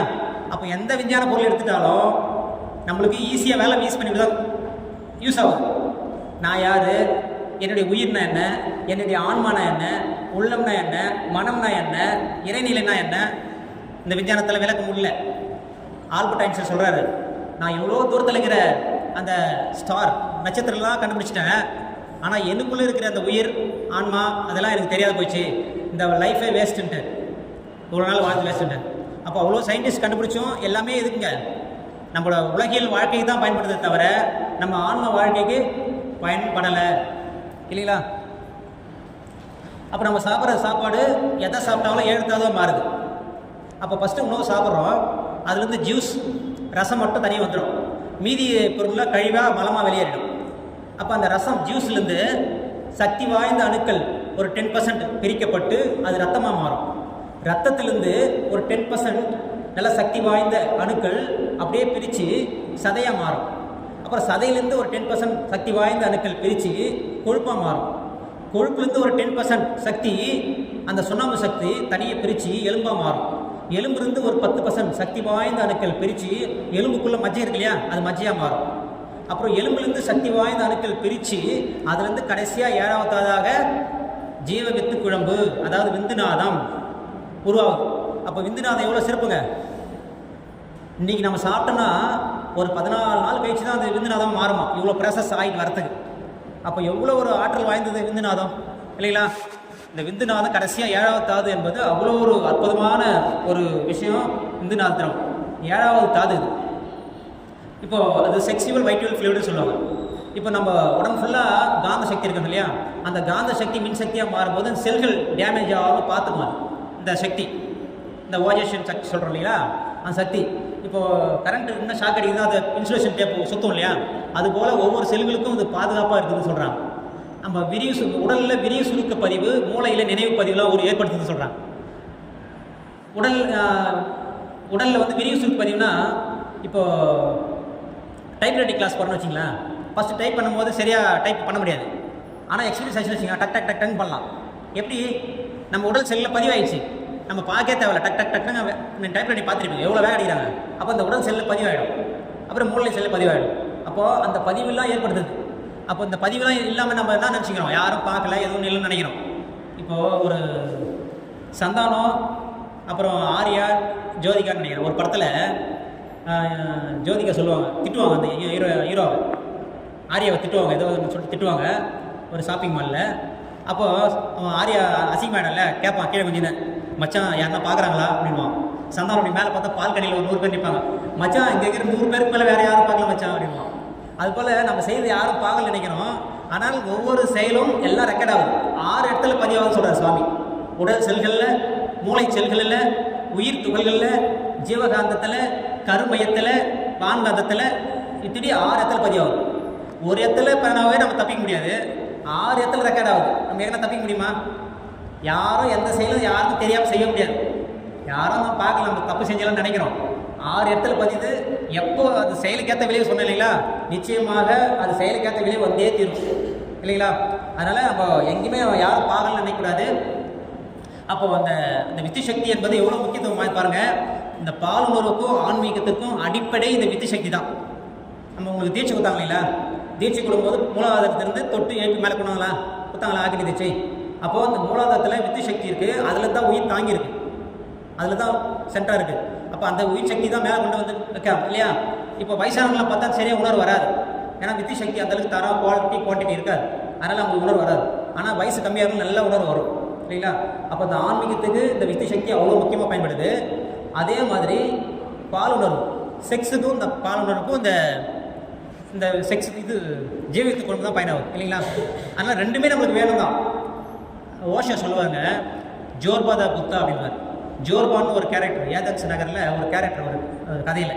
அவர் நல்லா லக்ஸரியாக வாழ்வாராம், எல்லா இன்பங்களும் அனுபவிப்பார், அவ்வளோ சந்தோஷமாக எல்லாத்தையும் அனுபவிப்பார். ஆனால் ஆன்மீகம் 0. புத்தர் வந்து ஃபுல்லாக ஆன்மீகம் 100%, ஆசையே துன்பத்திற்கு காரணம் அப்படின்பார், எதையும் அனுபவிக்க மாட்டார். அப்போது ஜோர்பா மாதிரி இருக்கக்கூடாது, புத்தா மாதிரி இருக்கக்கூடாது, ரெண்டுமே கலந்த கலவையாக இருக்கும் இல்லைங்களா. சாமிஜி அதான் நம்ம கொடுத்துக்கிறாரு, உலக இன்பங்களை அனுபவிச்சுட்டே இருங்க, உடனே ஆன்மீகத்தை வாங்க, அளவு முறை லிமிட்டு அவ்வளோதான், அதிகமாக போகாமல் எந்த பர்சன்டேஜ் அவ்வளோதான், இதுக்கு எவ்வளோ பயன்படுத்துறது இதுக்கு எவ்வளோ பயன்படுத்துற ஒரு அளவு முறையோடு இருங்க. ஒன்று இது ஞானமே போகணும், இந்த செக்ஸ்க்கே போகணும், ரெண்டுத்துமே ஈக்குவலாக பாருங்கள் சொல்லுவார் சுவாமி. இந்த ஜீவவித்து குழம்பு செக்ஸுவல் வைட்டல் ஃப்ளூயிட் வந்தது ஒரு கண்டெய்னர் மாரி, ஒரு பாலோ இல்லை தண்ணியோ ஊற்றி வைக்கிற ஒரு பாத்திரம் வேணும் இல்லையா. அதுபோல் இந்த உயிர் துகள்களை கோடிக்கணக்கான உயிர் துகள் சுத்தது இல்லையா, அதை தாங்குகிற ஒரு பாத்திரம் கண்டெய்னர் தான் அந்த ஜீவவித்து குழம்பு. அவ்வளோ சிறப்பு இந்த ஜீவவித்து குழம்பு. ஜீவவித்து குழம்பதனை களமாய் கொண்டு விண் என்ற உயிரிங்க விரிவலைகள் சத்து எனும் ஜீவகாந்த அழுத்தமாகி சடலத்தில் அதுவே மின்னாற்றல் மற்றும் சித்து போல் ரசாயனங்கள் பலவுமாகி சிறந்தியங்க சிவம் அறிவாய் ஒளிரும் விந்தை எத்தனைதான் புகழ்ந்தாலும் சலிப்பியது எல்லையற்ற மகிழ்ச்சி இதன்றி உண்டோ அப்படின்பார். அப்போது இந்த ஜீவவித்து குழம்புல தோய்ந்து தான் இந்த உயிர்த்துக்கள்லாம் சுற்றுது. உயிர்த்துகள் கருமையத்தில் சென்டராக வந்து ஜீவவித்து குழம்பு தோய்ந்து ஆற்றலை பெற்றுட்டு அப்படியே உடம்பு ஃபுல்லாக சுற்றி போவோம். ஒரு உதாரணம் சொன்னோன்னா, நம்ம கல்யாணத்து வீட்டுக்கு போகிறோம் இல்லைங்களா, கல்யாண வீட்டில் மண்டபத்தில் இந்த அர்ச்சதை கொடுப்பாங்க இல்லையா, அரிசி எல்லாத்துக்கும் குத்தினே வருவாங்க, எல்லோரும் எடுப்பாங்க. வேலை ஆகிட்டு என்ன பண்ணுவாங்க, மறுபடியும் மையத்தில் வருவாங்க, குத்திட்டே வருவாங்க. அதுபோல் இந்த உயிர்த்துகள்கள் ஜீவவித்து குழம்புல தோய்ந்து ஆற்றலை வாங்கிட்டு உடம்பு ஃபுல்லாக போய் எல்லா ஆற்றலை கொடுத்துட்டு அப்படியே டயர்டாகிடும். மறுபடியும் ஜீவவித்து குழம்புல தோய்ந்து ஆற்றலை வாங்கிட்டு மறுபடியும் சுற்றும், இப்படியே சுற்றும் சரிங்களா. அப்படி உடம்பு ஃபுல்லாக சுற்றி ஓடிட்டு இருக்க இந்த உயிர்த்துகளில் அந்த சத்து இனம் ஜீவகாந்தம் சொல்கிறார். அப்போ ஜீவகாந்தம் அந்த உயிர்த்துகளிலிருந்து வரக்கூடிய காந்தம் தான் ஜீவகாந்தம். சித்து போல் ரசாயனங்கள் பலவுமாகி அப்படிங்கிறார். ரசாயனங்கள் உடம்புல மாறுதே இல்லையா. இப்போ எனக்கு பசி எடுக்குது அப்படின்னா கிரலின்னு ஒரு ஹார்மோன் சொல்கிறது. இப்போ எனக்கு தாகமாக இருக்குது அப்படின்னா ஏஞ்சியோடென்ஷன் 2 அப்படின்னு ஒரு ஹார்மோன் சொல்கிறது. இப்போ நான் சந்தோஷமாக இருக்கிறேன், ஹாப்பியாக இருக்கிறேன் அப்படின்னா ஆக்சிடோசின் அப்படின்னு ஒரு ஹார்மோன் சொல்கிறது சரிங்களா. இப்போ எனக்கு தூக்கம் வருது அப்படின்னா மெலட்டோனின் அப்படின்னு ஒரு ஹார்மோன் சுரக்குதுன்னு அர்த்தம். எல்லாமே இதோடைய நம்ம உணர்வுகள் எல்லாருக்கும் இந்த ஹார்மோன் தான்.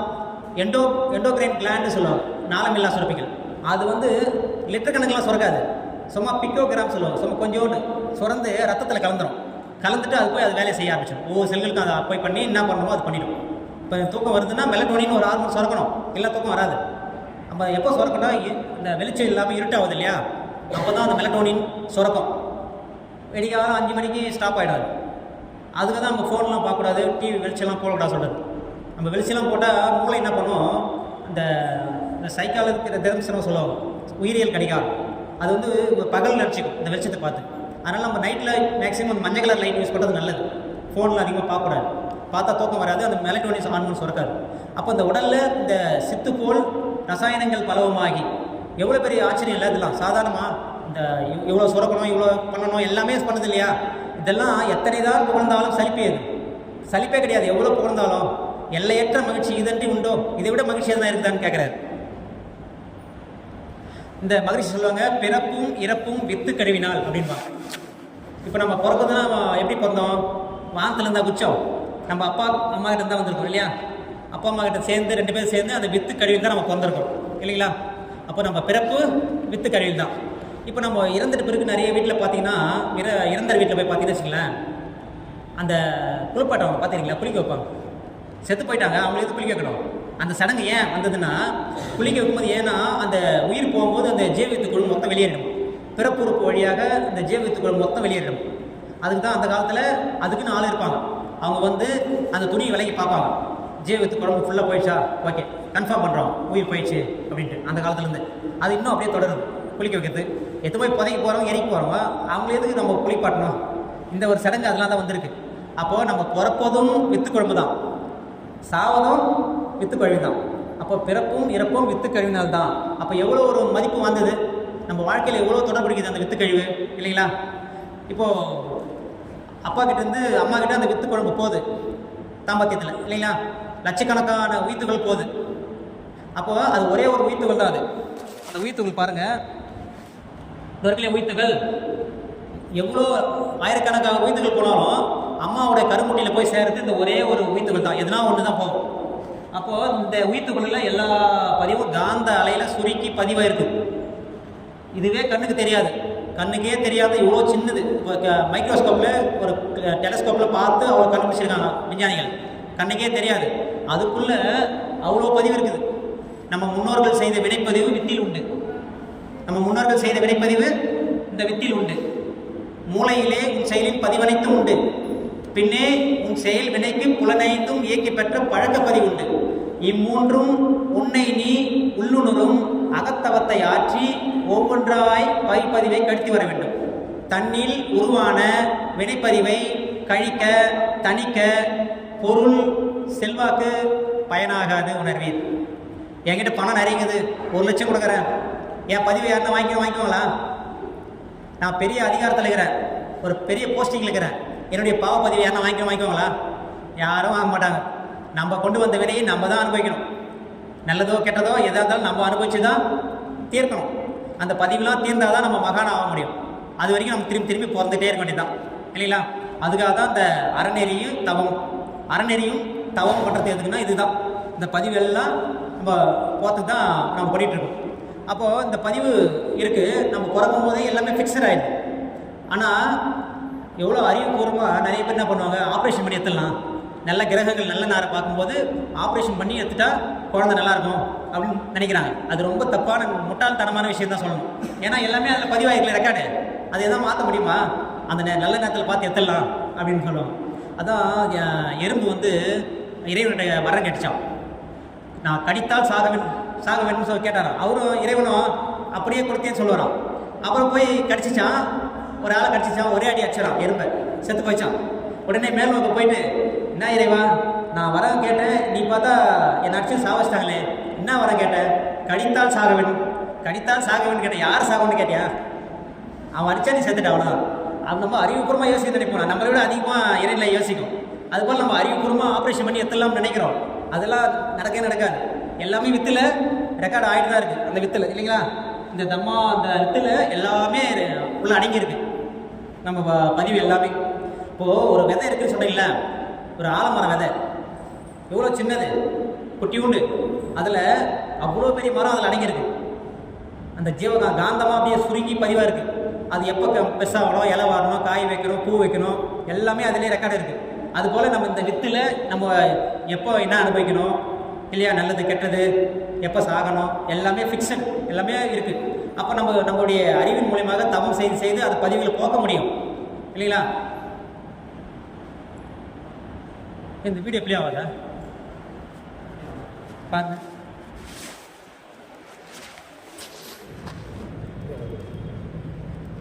பிளே ஆகுது மோஸ்ட்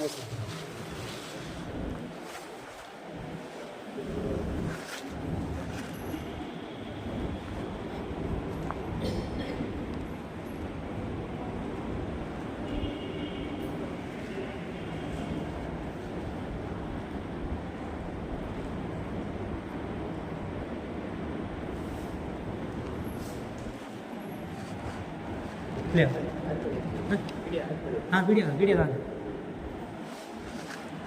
அது அந்த வித்து சக்தி போயிட்டு எப்படி அது கரு உருவாகும்னு சொல்ற வீடியோ, அது வீடியோ பிளே ஆகல.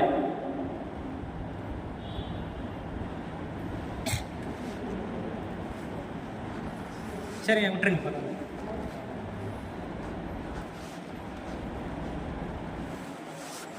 சரி விட்டுருங்க, பரவாயில்ல விட்டுருங்க.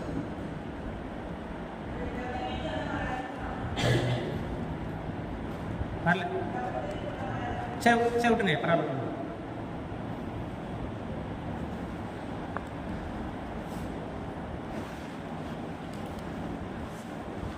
இந்த இருக்கு இல்லையா, அந்த ஆணுடைய வித்து சக்தி இந்த முட்டையில் போயிட்டு எப்படி உருவாகுதுன்னு சொல்லிட்டு அந்த வீடியோ அது நல்லா ப்ளே பண்ணியிருப்பாங்க. அது இப்போ நம்ம நான் என்ன சொன்னீங்கன்னா 14 வயசுக்கு அப்புறம் நம்ம மூளையில் உற்பத்தி ஆகிட்டு இருக்கோம். 14 வயசு வரைக்கும் அந்த வித்து சக்தி ஏஜ் அட்டன் பண்ண பிறகு அந்த முதுகு தண்டு வழியாக அப்படியே போய் கீழ் நோக்கி வந்துடும், மூலாதாரத்தில் வந்துடும் அந்த வித்து சக்தி, சரிங்களா?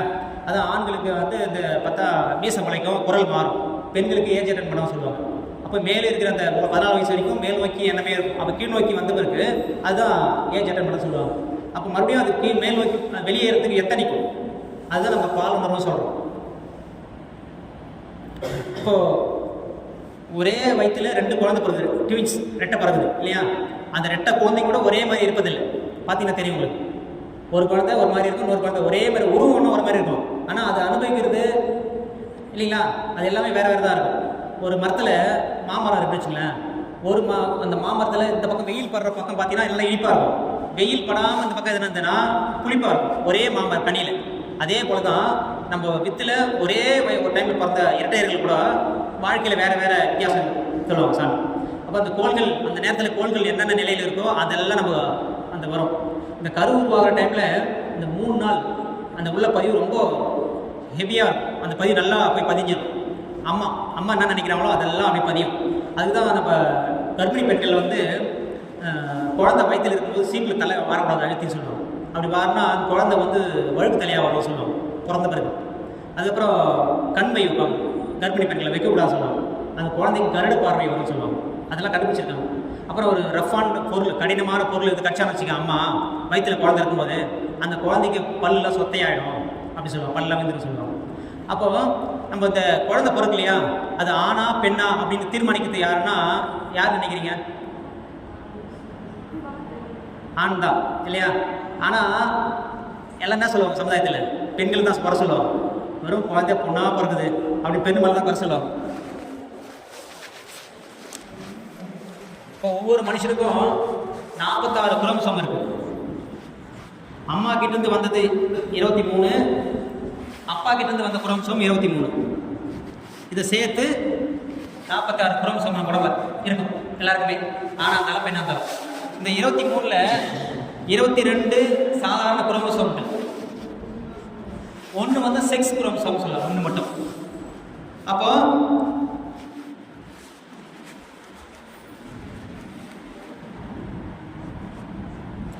பெண்கள் வந்து குரோமோசோம் வந்து XX, ஆண்கள் வந்து XY. இப்போ அம்மாவோட X குரோமோசோமோ அப்பாவோட X குரோமோசோமோ சேர்ந்துச்சுன்னா பெண், அம்மாவோட X குரோமோசோமோ அப்பாவோட Y குரோமோசோமோ சேர்ந்தா ஆண். இது அப்பாவது XY, அம்மா வந்து XX தான். அப்போ யார் தீர்மானிக்கிறது? ஆண் தான். ஆனால் குறை சொல்கிறது யார்? பெண்கள் மேல் தான். ஒரு பையனை பிறக்காம பொண்ணை பெற்றுங்கிறான்னு சொல்லிட்டு பெண்கள் மேலே தான் குறை சொல்லுவாங்க இல்லையா? அதுக்கு ஆண் தான் காரணம். பெண்ணாக பிறக்கிறதுக்கும் ஆணாக பிறக்கும் ஆண்கள்லேருந்து வரக்கூடிய அந்த குரோமோசோம் தான் காரணம், சரிங்களா? அப்போது இந்த தாம்பத்தியில் இருக்கும்போது நம்ம மூச்சு கை வச்சு பார்த்தீங்கன்னா தெரியும், எதுனா ஒரு பக்கம் தான் அதிகமாக இருக்கும் ஆதிக்கம். கை வச்சு பார்த்தீங்கன்னா எதுனா இந்த பக்கம் ஒரு வாட்டி அதிகமாக இருக்கும், காற்று அதிகமாக வரும், இந்த பக்கம் ஒரு வாட்டி இருக்கும். அது வந்து இடகலை, பிங்கலை, சுழிமுனை சொல்லுவாங்க. இந்த பக்கம் வந்தால் இடகலை, இந்த பக்கம் வந்தால் பிங்கலை, நடுப்புற சென்டராக வந்தால் சுழிமுனை. அப்போ நம்ம தாம்பத்தியத்தில் ஈடுபடும் போது இடகலை இந்த பக்கம் மூச்சு அதிகமாக போயிட்டு வந்ததுன்னா பெண் குழந்தை பிறக்கும். எக்ஸ் குரோமோசோம் அந்த டைமில் வேலை செஞ்சு பெண் குழந்தை பிறக்கும். அந்த தாம்பத்தியம் வரும்போது அந்த ரைட் சைடில் காற்று நல்லா வேகமாக போயிட்டு வந்துச்சுன்னா ஆண் குழந்தை பிறக்கும். ரெண்டுமே இல்லாமல் சென்ட்ராக மூச்சு சுழிமணியில் போயிட்டு வந்துச்சுன்னா ஆணும் இல்லாமல் பெண்ணும் இல்லாமல் திருநங்கைன்னு சொல்லுவாங்க இல்லையா, அந்த குழந்தை பிறக்கும் சொல்லுவாங்க. அப்போது எவ்வளோ ஒரு விஷயம் பாருங்க அதில். அப்போது இந்த தாய் இந்த கருவுற்ற காலத்தில் என்னென்ன நினைக்கிறாங்களோ அதெல்லாம் பதியும். அதுக்காக தான் கருவுற்ற காலத்தில் சந்தோஷமாக இருக்கணும் அப்படின்னு சீமந்தெல்லாம் பண்ணுவோம், பார்த்துக்கிறீங்களா? நம்ம முன்னோர்கள் எல்லாமே ஐடியாவாக தான் பண்ணியிருக்காங்க. இப்போ எல்லாருமே சொந்தக்காரெலாம் வந்து எலுமிச்சை சாதம், தயிர் சாதம், மாங்காய் சாதம், தேங்காய் சாதம் எல்லாத்தையும் கொடுப்பாங்க இல்லையா? அப்போ அந்த குழந்தை அவங்க சாப்பிடும்போது அந்த சத்து குழந்தைக்கும் போவோம், சந்தோஷமாக இருப்பாங்க. அப்போ அந்த சந்தோஷமான மனநிலையில் இருக்கும்போது குழந்தை சந்தோஷமாக ஆரோக்கியமாக இருக்கும். அது மனசு கஷ்டமாக இருக்கும்போது அது வயிற்றில் இருக்கிற குழந்தையும் ஊனமாக பிறக்கும், ஏதோ பிரச்சனை வரும். அப்போ கர்ப்பமாகிற பெண்கள் ரொம்ப சந்தோஷமாக இருக்கணுன்றதுக்காக அந்த ஏற்பாடெல்லாம் செஞ்சு வச்சுருந்தாங்க. அப்போ கர்ப்பமாக இருக்கும்போது அந்த பெண்கள் வந்து யாரை நல்லா அதிகமாக பாசமாக நினைக்கிறாங்களோ அதுக்கேற்ற உருவம் தான் குழந்தை வரும். அப்பா அவங்களுடைய அந்த பெண்ணுடைய அப்பா நினச்சிருந்தான்னு வச்சுக்கோங்க, அந்த அப்பா மாதிரியே குழந்தை இருக்கும். தாத்தா மாதிரியே இருக்கிறான்னு சொல்லுவாங்க குழந்தை. அவங்க கணவர் நினச்சாருன்னு வச்சுக்கோங்க, அதிகமாக பாசமாக பார்த்துருந்தாங்கன்னா கணவர் மாதிரியே வரும். வெளிநாட்டில் இது ஆராய்ச்சி பண்ணியிருக்காங்க. ஒரு அமெரிக்காவில் கருப்பு இன மக்கள் வெள்ளை இன மக்கள் 2 பேர் இருக்காங்க இல்லையா அமெரிக்காவில். அப்போது 2 வெள்ளை இன மக்கள் 2 பேர் அப்பாவது ஹஸ்பண்ட் அண்ட் ஒய்ஃப் 2 பேரே ஒயிட்டாக இருக்காங்க. குழந்தை பார்த்தா கருப்பாக பார்த்துச்சு. உடனே அப்பாவுக்கு சந்தேகம் வந்துச்சு, இது ஏன் குழந்தையே இல்லை அப்படின்னு சொல்லிட்டு கேஸ் போடுறாரு. உடனே ஹாஸ்பிட்டலில் போய் எல்லாம் செக் பண்ணுறாங்க, அந்த ஜீன்கள்லாம் எடுத்து செக் பண்ணுறாங்க. இது அப்புறம் கன்ஃபார்ம் பண்ணிட்டாங்க, இது உன்னுடைய குழந்தை தான் அப்படின்ட்டாங்க. அதுக்கப்புறம் ஆராய்ச்சி பண்ணுறாங்க, எப்படி 2 பேரும் ஒயிட்டாக இருக்கிறாங்க, குழந்தை மட்டும் எப்படி கருப்பாக வந்ததுன்னு யோசிக்கிறாங்க. அப்புறம் ஆராய்ச்சி பண்ணும்போது பார்த்தா அவங்க பெட்ரூமில் போய் பார்த்தா பெரிய ஃபோட்டோ நெல்சன் மண்டேலாவோ யாரோ பெரிய கருப்பின மக்கள் தலைவர் இல்லை அவர் ஃபோட்டோ மாட்டி வச்சுக்குது. இவங்க அதையே பார்த்து இந்த அகம் அப்படியே உள்வாங்கிச்சு. எதை பார்க்குறாங்களோ என்ன நினைக்கிறாங்களோ அது உள்ள பதிவு இல்லையா, அது அப்படியே வாங்கி குழந்தை அந்த மாதிரி வந்துச்சோம். இப்படி ஆராய்ச்சி பண்ணியிருக்காங்க. அப்போ இந்த கர்ப்பிணி பெண்கள் எவ்வளோ உஷாராக இருக்கணும் பாருங்கள். அப்போ அதுக்கேற்ற மாதிரி தான் குழந்தை உருவாகும். இப்போ தான் வந்து நிறைய சயின்ஸ் நிறைய வந்துச்சு, விஞ்ஞானம் வந்துச்சு. குழந்தை இப்போ இந்த வீடியோ போட தெரிஞ்சிருக்கும் உங்களுக்கு, எப்படி கரு உருவாகுது எல்லாம் போடுறாங்க. அதுக்கு முன்னாடிலாம் அந்த வளர்ச்சி இல்லை இல்லையா, அதனால அந்த முன்னோர்கள் என்ன பண்ணுவாங்க தெரியுமா, ஒரு கர்ப்பிணியான பெண்கள் இறந்துட்டாங்கன்னு வச்சுங்களேன், அவங்க வந்து இந்த தாய் வேற சேய் வேற வயிற்றுலேருந்து எடுத்து தனியே புதைக்கணும் அப்படின்னு சொல்லுவாங்க. எதுக்கு இந்த ஏற்பாடுனா, ஒரு 3 மாதம் கர்ப்பிணி பெண் இறந்துறாங்கன்னு வச்சுங்களேன், அப்போ அந்த வயிற்றுல இருக்கிற குழந்தை வெளியே எடுப்பாங்கல்ல, அப்போ அந்த குழந்தை எப்படி இதுன்னு பார்ப்பாங்க. ஒரு 5 மாதம் கர்ப்பிணி எப்படி இருக்குது குழந்தை, ஒரு 6 மாதம் இல்லை 8 மாதம் கர்ப்பிணி பெண் செத்துட்டாங்கன்னு வச்சுங்களேன், அவங்க வயிற்றுல எப்படி இருக்குது குழந்தை அப்படி பார்த்துப்பாங்க. அப்படி பார்ப்பதற்காக அந்த ஏற்பாடு. தாய் வேற குழந்தை வேற தனியாக பிரித்து தான் படைப்பாங்க செத்துட்டா. அது மாதிரி கொஞ்சமாக கண்டுபிடிச்சாங்க. ஆனால் இப்போ வந்து சயின்ஸ் வந்ததுனால நம்ம வயிற்றுக்குள்ளே ஸ்கேன் பண்ணி பார்த்துக்கிறோம். அது போய் அப்படி பார்க்கும்போது இப்போ 1 மாதம் வயிற்றுல போது ஒரு கம்பம் மாரி இருக்கும், அப்படி இருக்கும் குழந்தை கம்பம் மாரி. அதான் 1, அதுல தான் நம்பர் உருவாக்கிது. 2வது மாதத்தில் 2 மாரி இப்படி உருவாகும், 2, அதாவது தலை முதுகு முகம் எல்லாம் வந்துடும். 3வது மாதம் கை பாதம் விரல் வந்துடும். 4வது மாதம் மூக்கு முகம் உருவம் எல்லாம் வந்துடும். 5வது மாதம் செவி நாக்கு கண் எல்லாம் வந்துடும். 6வது மாதம் நகங்கள்லாம் உருவாகுதுன்றாங்க. அப்புறம் 7வது மாதம் தலைமுடி நரம்பு எலும்பு எல்லாம் உருவாகும். அப்போ 8வது மாதம் 2 பக்கம் ஃபுல் கம்ப்ளீட் ஆகிடும். அப்புறம் 9வது மாதம் அப்படியே குழந்தை தலைக்கே திரும்பி குழந்தை பிறந்துடும் இல்லைங்களா. எழுத போறீங்களா? பட்டினதா சொல்லுவார் இந்த கரு உருவத்தை, ஒரு மடமாதும் ஒரு குணமாகி இன்ப சுகம் தரும் அன்பு பொருந்தி உணர்வு கலங்கி ஒழுகிய விந்து ஊறு சுரோனிதம் மீது கலந்து பணியிலோர் பாதி சிறுதுளி மாது பண்டியில் வந்து புகுந்து திரண்டு பதுமம் அரம்பு கமடம் இதன்று பார்வை மெய் வாய் செவி கால் கைகள் என்ற உருவமாகி அப்படிம்பார். அது ஒரு மட மாதன ஒரு அழகான பெண்ணோ ஆணோ இணைகிற பொழுது அந்த விந்து சக்தி வெளியேறி, அந்த விந்து சக்தி எவ்வளோ பாருங்க, மார்கழி தை மாதம் பார்த்தீங்கன்னா ஒரு புல் இருக்கு இல்லையா, அந்த புல் மேலே பனித்துளி இருக்கு இல்லையா, அந்த பனித்துளின்னு சின்னதாக இருக்கும் பனித்துளி, அதில் பாதி அந்த அளவுக்கு சின்ன அந்த பனித்துளி அளவுக்கு விந்து உள்ளே போயிட்டு ஒரு பெரிய குழந்தையாக உருவாகி, அது எப்படி பாருங்க எப்படி உருவாகும். ஃபஸ்ட்டு பதுமம் அரும்பு, பதுமம் அரும்புனா தாமரை இருக்கு இல்லையா, தாமரை மலர், அந்த தாமரை அரும்பு இருக்கு இல்லையா தாமரை, அந்த மாதிரி உருவாகி அதுக்கப்புறம் கமடம்னா ஆமை இருக்கு இல்லையா, ஆமை ஓடு, அதுமாரி குழந்தை இப்படி இந்த ஷேப்பில் இருக்கும். அப்படி உருவாகி அப்புறம் கை காலு கண் எல்லாம் உருவாகி அதுக்கப்புறம் குழந்தை வெளியே வருது.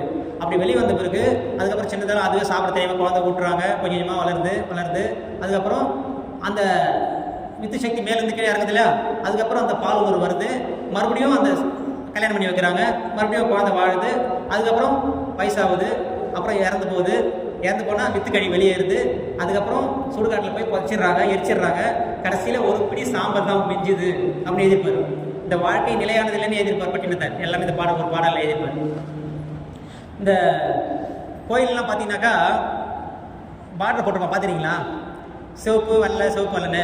அந்த வெள்ளையாக இருக்கிறது வந்து ஆண்களுடைய விந்து, இந்த ரெட் ஆகுது இல்லை பெண்களுடைய நாதம், அதுதான் கோயிலில் போட்டிருப்பாங்க. ஒயிட்டு ரெட்டுன்னு போட்டிருப்பாங்க. அருணகிரிநாதன் சொல்லியிருப்பார் அந்த குழந்தை எப்படி உருவாகுதுன்ட்டு. அதுக்கப்புறம் பாரதியார் சொல்கிறார் பாருங்க, எந்தையும் தாயும் மகிழ்ந்து குலாவி இருந்ததும் இன்னாடே. ஒரு தாம்பத்திய உறவை இதை விட ஒரு ஜென்யூனா ஒரு நாகரிகமாக சொல்ல முடியாது. எவ்வளோ ஈஸியாக சொல்கிறார், எந்தையும் தாயும் மகிழ்ந்து குலாவி இருந்ததும் இன்னாடே அப்படிங்கிறார்.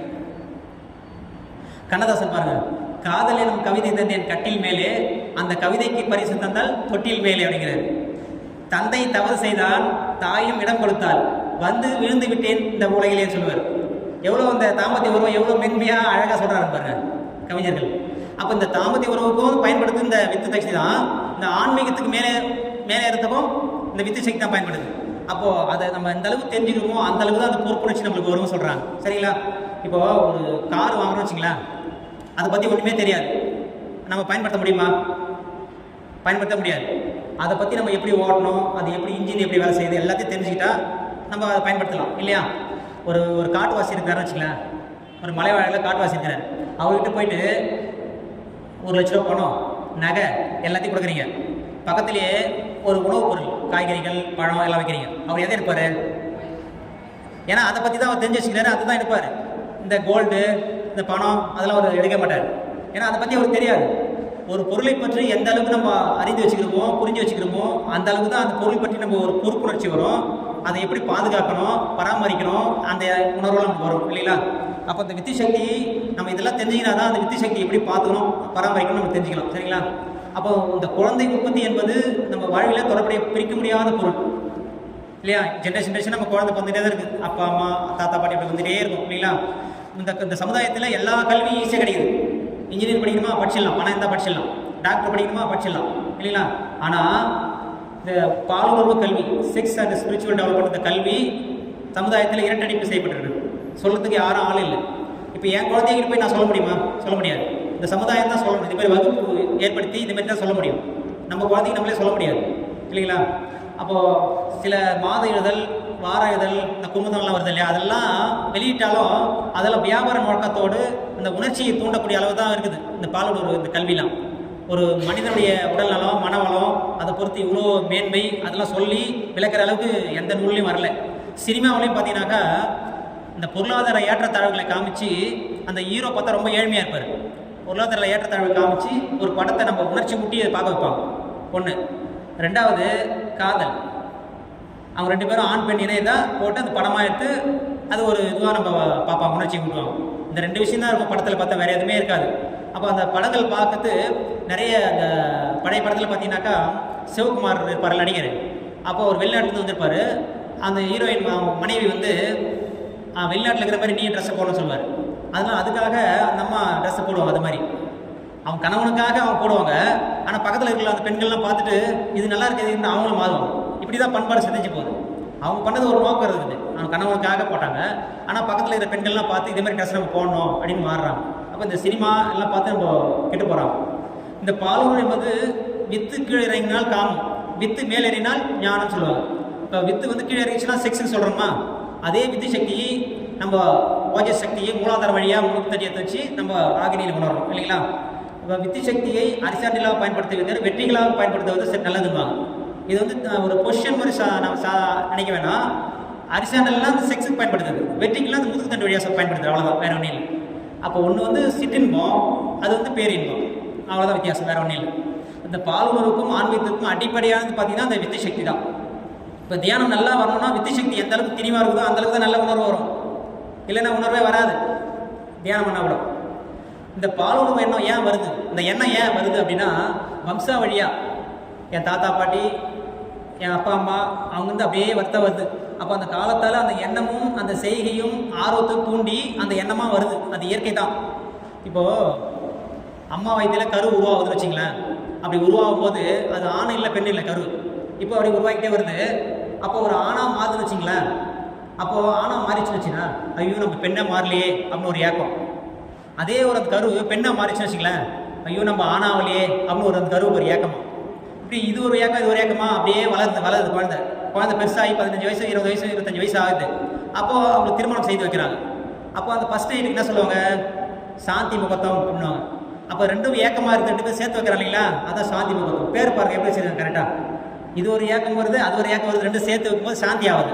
அதனால் அது சாந்தி முகூர்த்தம் அப்படின்னு பேர் வச்சுக்கிறாங்க.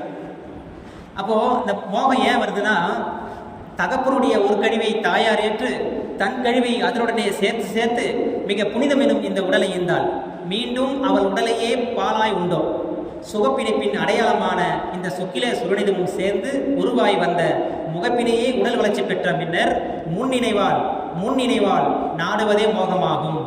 இப்போ அம்மா கிட்ட வந்திருக்கோம் இல்லையா, தாம்பத்திய உறவுலேருந்து நம்ம பிறந்து வந்திருக்கோம். அப்போ அந்த எண்ணம் ஆட்டோமேட்டிக்காக நம்ம பதிஞ்சிருக்கு இல்லையா மூலையில். அப்போ அந்த எண்ணமே நம்மளுக்கு மோகமாக வருது, வேற ஒன்றும் இல்லை. அது ஒரு இயற்கை தான், அது தவறுன்னு நம்ம சொல்ல முடியாது. அதுக்கு தான் இந்த சமுதாயத்தில் திருமண பந்தம் அப்படி ஏற்படுத்தி வச்சுருக்காங்க இல்லைங்களா. ஆணுக்கு பெண்ணும் பெண்ணுக்கு ஆணும் செய்யறது திருமண பந்தம் அப்படின்னு வச்சுக்கிறாங்க. சாமி இன்னொரு பாட்டு சொல்லுவாருங்க. மேட்டினிலே கொட்டும் நீர் பள்ளம் ஓடும், மேனோக்கி இருந்த பொருள் பூமிக்கவும், நாட்டி வைத்த கொம்பினிலோ மரங்களிலோ நட்புடனே கொடி வகைகள் சுற்றி கொள்ளும், சேட்டையாம் வாலிபத்தில் ஆண் பெண் உள்ளம் சேர்ந்தோன்ற உடல் அணைய ஆர்வம் கொள்ளும், கூட்டுருவால் எப்பொருளும் தன்மை மாறும்.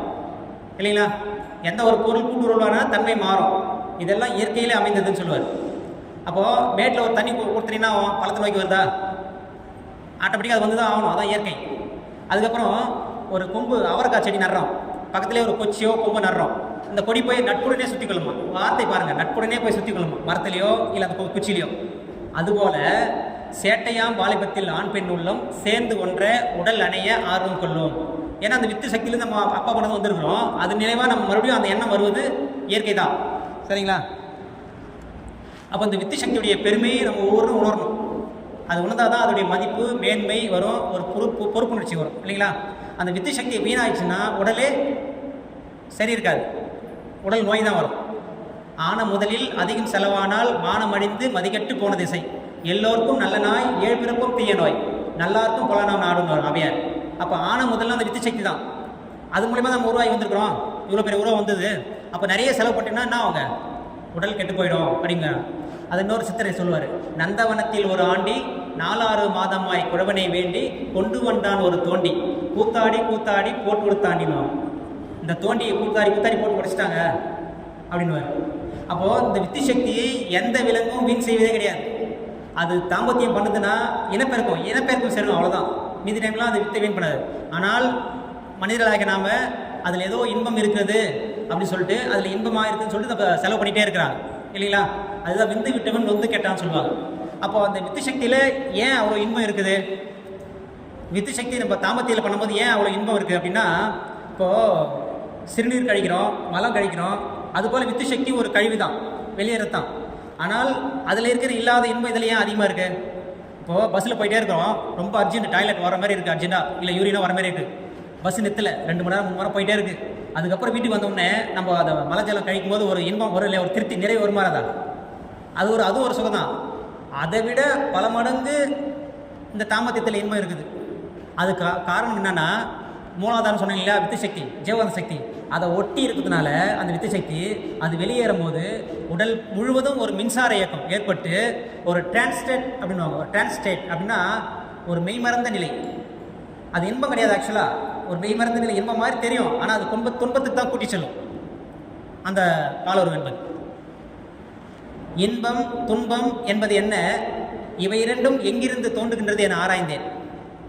இன்பமே இயற்கையிலே எதிலும் எங்கும் நிறைந்துள்ளது. அனுபவத்தில் இன்பத்தின் அளவுமுறை மாறும்போது ஏற்படும் ஒரு பொருத்தமில்லா உணர்ச்சியே தான் இன்பத்தின் மறுபெயராம் துன்பமாம். இரண்டும் அறிவின் அலைகளாய் கண்டேன் அப்படின்பார். அப்போது இன்பம் மறுபெயர் தான் துன்பம். இப்போ ஒரு லட்டு கொடுக்குறோம், சாப்பிட்றீங்க, இன்பமாக இருக்குது, 5 லட்டு கொடுத்து 10 லட்டு கொடுத்து சாப்பிடலாம் ரொம்ப தடிப்பேன் அப்படி சொன்ன துன்பமாக இருக்குமா இருக்காதா. அப்போது அளவு முறை மீறும் போது அதுவே துன்பமாக மாறி போயிடும். இப்போ செக்ஸில் ஆர்வம் இருக்குன்னா ஒரு ஓகே, ஒரு இன்பம்னா ஓகே, அதையே தொடர்ந்து செய்யணும்னா அது வித்து சக்தி எல்லாம் வெளியேறிச்சுன்னா அவங்க அதுவே துன்பமாக மாறி போயிடும்.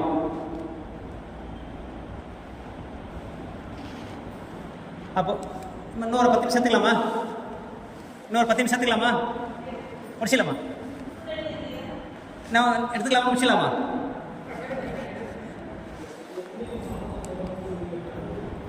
அப்போ இந்த வித்து சக்தியுடைய பெருமை நம்ம குழந்தைங்களுக்கு சிறு வயசுலேயே கொடுத்துடணும். ஏன்னா கண் கெட்ட பிறகு சூரிய நமஸ்காரம் சொல்ல மாதிரி இப்போ நிறைய ஸ்கூலில் பார்த்தீங்கன்னாக்கா குழந்தைங்க சொல்கிறாங்க தூங்கும்போது அந்த வித்து வெளியேறுது. என்ன காரணம், நிறைய இந்த யூடியூப் பார்க்குறது, இந்த சினிமாவில் உணர்ச்சி அந்த படம்லாம் நிறைய அரைகுறை ட்ரெஸ் போடும் அதெல்லாம் பார்க்குறது, அது நினைப்பாக இருக்கும்போது அந்த வித்து சக்தி ஆட்டோமேட்டிக் வெளியேறுது. அப்போ இது வித்து சக்தி வெளியேறிச்சுன்னா எல்லாத்துக்கும் ஆதாரம் எது, வித்து சக்தி தான். ஏன்னா வித்து சக்தி தான் உயிர் தங்குது.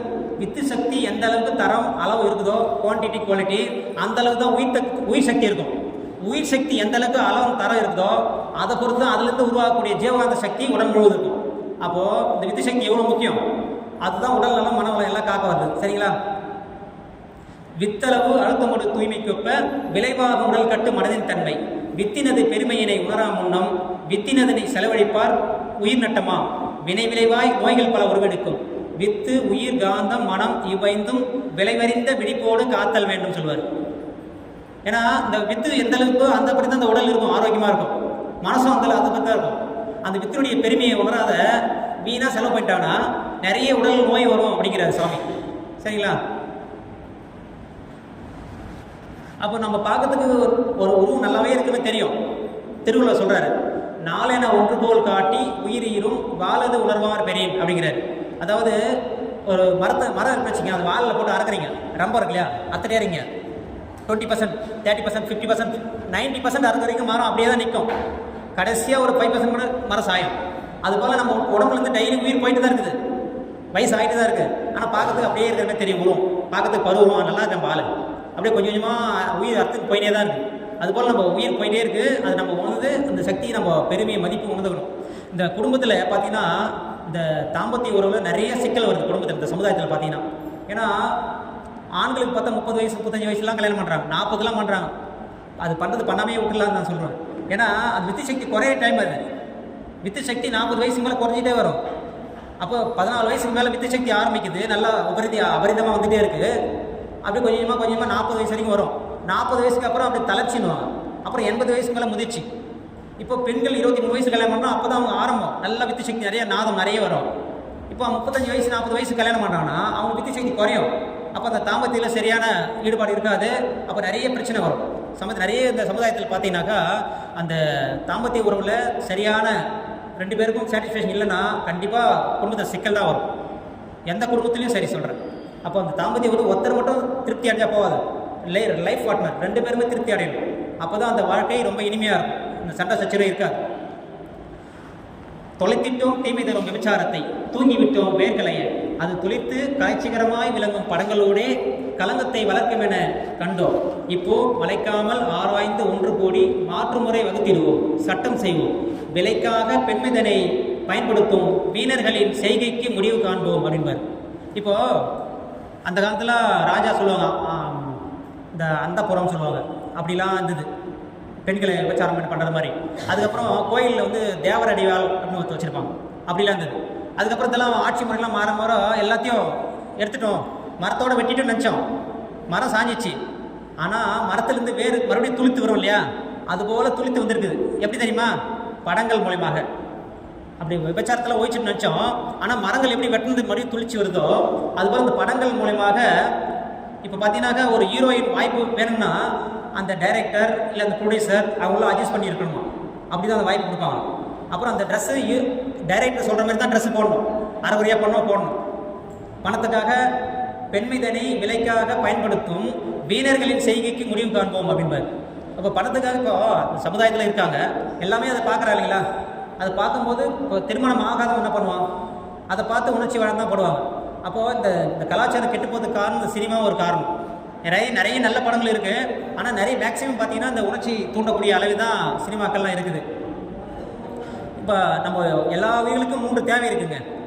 விலங்குகளாக இருக்கட்டும், மனிதர்களாக இருக்கட்டும், 3 விதமான தேவைகள்: பசி, தாகம், வெப்பத்தட்ப வேறுபாடு, உடல் கழிவுப்பொருட்கள் உந்து வேகம். இப்போ நம்ம பசி தாகம் வந்து விலங்குகளுக்கும் இருக்குது, நம்மளுக்கும் இருக்குது இல்லையா? அப்போ நம்ம சாப்பிட்றோம், தேவையான பொருள் அதுலேருந்து ஆற்றல் வாங்கிக்கிறோம். அதுக்கப்புறம் உடல் தட்பவெட்ப வேறுபாடு. இப்போ நம்ம குளிருது, ஜர்க்கின் போட்டுக்கிறோம், மழை வருது, கொடை பிடிச்சி வரோம். அப்போ நம்ம தேவையான அந்த வீடு கட்டிக்கிறோம். இந்த தட்பவெட்ப நம்மளுக்கு ஒரு தேவை ஏற்படுது இல்லையா? இப்போ கடைசியாக 3வது உடல் கழிவுப் பொருட்களின் உந்து வேகம். நம்ம உடல் 14 வயசு மேலே வித்து சக்தி கீழே வருது இல்லையா? அப்போது அது உபரியாக இருக்கிறது வெளியேற்றத்துக்கு வேகம் வரும். அப்போ அது வெளியேற்றணும், கண்டிப்பாக வெளியேற்றே ஆகணும். உள்ளே அடக்கி வைக்க முடியாது, உள்ளே அடைக்கினாலும் நோய் தான். அப்போ அதை வெளியேற்றுவதற்காக தான் இந்த சமுதாயத்திலே திருமண பந்தம் ஏற்படுத்துகிறாங்க. ஆணுக்கு பெண்ணும், பெண்ணுக்கு ஆணும் திருமண பந்தம் ஏற்படுத்தி வைக்கிறது அந்த தேவைகள் தான். இந்த உலகத்தில் நடக்கிற எல்லா பிஸ்னஸ், எல்லா வியாபாரமும் இந்த 3 தேவைகளை அடங்கணும். இப்போ பாருங்கள், பசி தாகமா, எவ்வளோ ஹோட்டல் ரெஸ்டாரண்ட் இருக்கலாம், அது ஒரு பிஸ்னஸ். இப்போ தட்பவெட்ப வேறுபாடு, எவ்வளோ ட்ரெஸ்ஸு, கொடை, ஏசி, எல்லாம் வீடு, இல்லையா, தட்பவெப்ப ஏற்பாடு. அப்புறம் உடல் கழிவு பற்றி வந்து திருமண பந்தம் பண்ணுறாங்க இல்லையா, எவ்வளோ புரோக்கரு, எவ்வளோ கல்யாண மண்டபம், எவ்வளோ சாப்பாடு செய்கிற ஆள், எவ்வளோ அந்த வாழை மரம் கட்டுறவங்க வேலை செய்யணும். அப்போ எல்லா பிஸ்னஸும் இந்த 3 தேவைகளே அடங்கிடும். அப்போ இந்த 3 தேவைகள் கடைசியாக இருந்த உடல் கழிவு பற்றி உந்துவேகம் தான் அந்த செக்ஸ், ஆணுக்கு பெண்ணும் பெண்ணுக்கு ஆணும். சரிங்களா, அந்த உபரியாக இருக்கிற அந்த வித்து சக்தியை முறைப்படி கழிக்கணும், இல்லைன்னா அது துன்பம் தான் உருவாகும். இப்போ இந்த உணவு சாப்பிட்றோம், ஜீரணம் ஆகி மலமாக வெளியேறது இல்லையா, அதுபோல் இந்த வித்து சக்தியும் அது வெளியேறக்கூடியது தான்.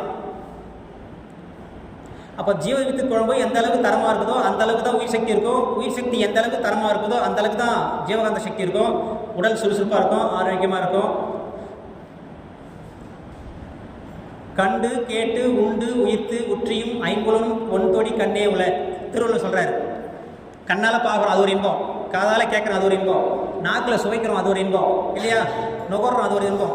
இப்படி பஞ்ச புலன்கள் 5 புலன்களே ஒரு இன்பம் இருக்குது. இந்த 5 புலன்களும் சேர்த்து ஒரு பெண்கிட்ட அந்த இன்பம் இருக்குன்றாரு. இன்பம் இருக்கா இல்லையா? அப்போ பெண்கிட்ட இன்பம் இருக்குது. அப்போ அது இன்பம் அளவு முறை மீறும் போது தான் அவங்க துன்பமாக மாறுது. 5 அளவு முறை சாமி சொல்லுவாங்க. உணவு, உழைப்பு, உறக்கம், பாலுறவு, எண்ணம். இதில் பாலுறவு என்பது தான் நம்ம அன்றைக்கி பார்த்தது இல்லைங்களா. மிச்சத்தை கழிப்பது என்பது முறையில் இருக்கணும். வலி, நோய், மரணம், இந்த ஓட்டங்கள் ஜீவகாந்த ஓடுது இல்லையா, இப்படி கிள்ளலாம் வலிக்குது இல்லைங்களா, இந்த ஓட்டம் தடைப்படும் போது அது வலியாக இருக்குது. அதே இடத்தாலும் காலத்தாலும் நீடிச்சுன்னா அது நோய்.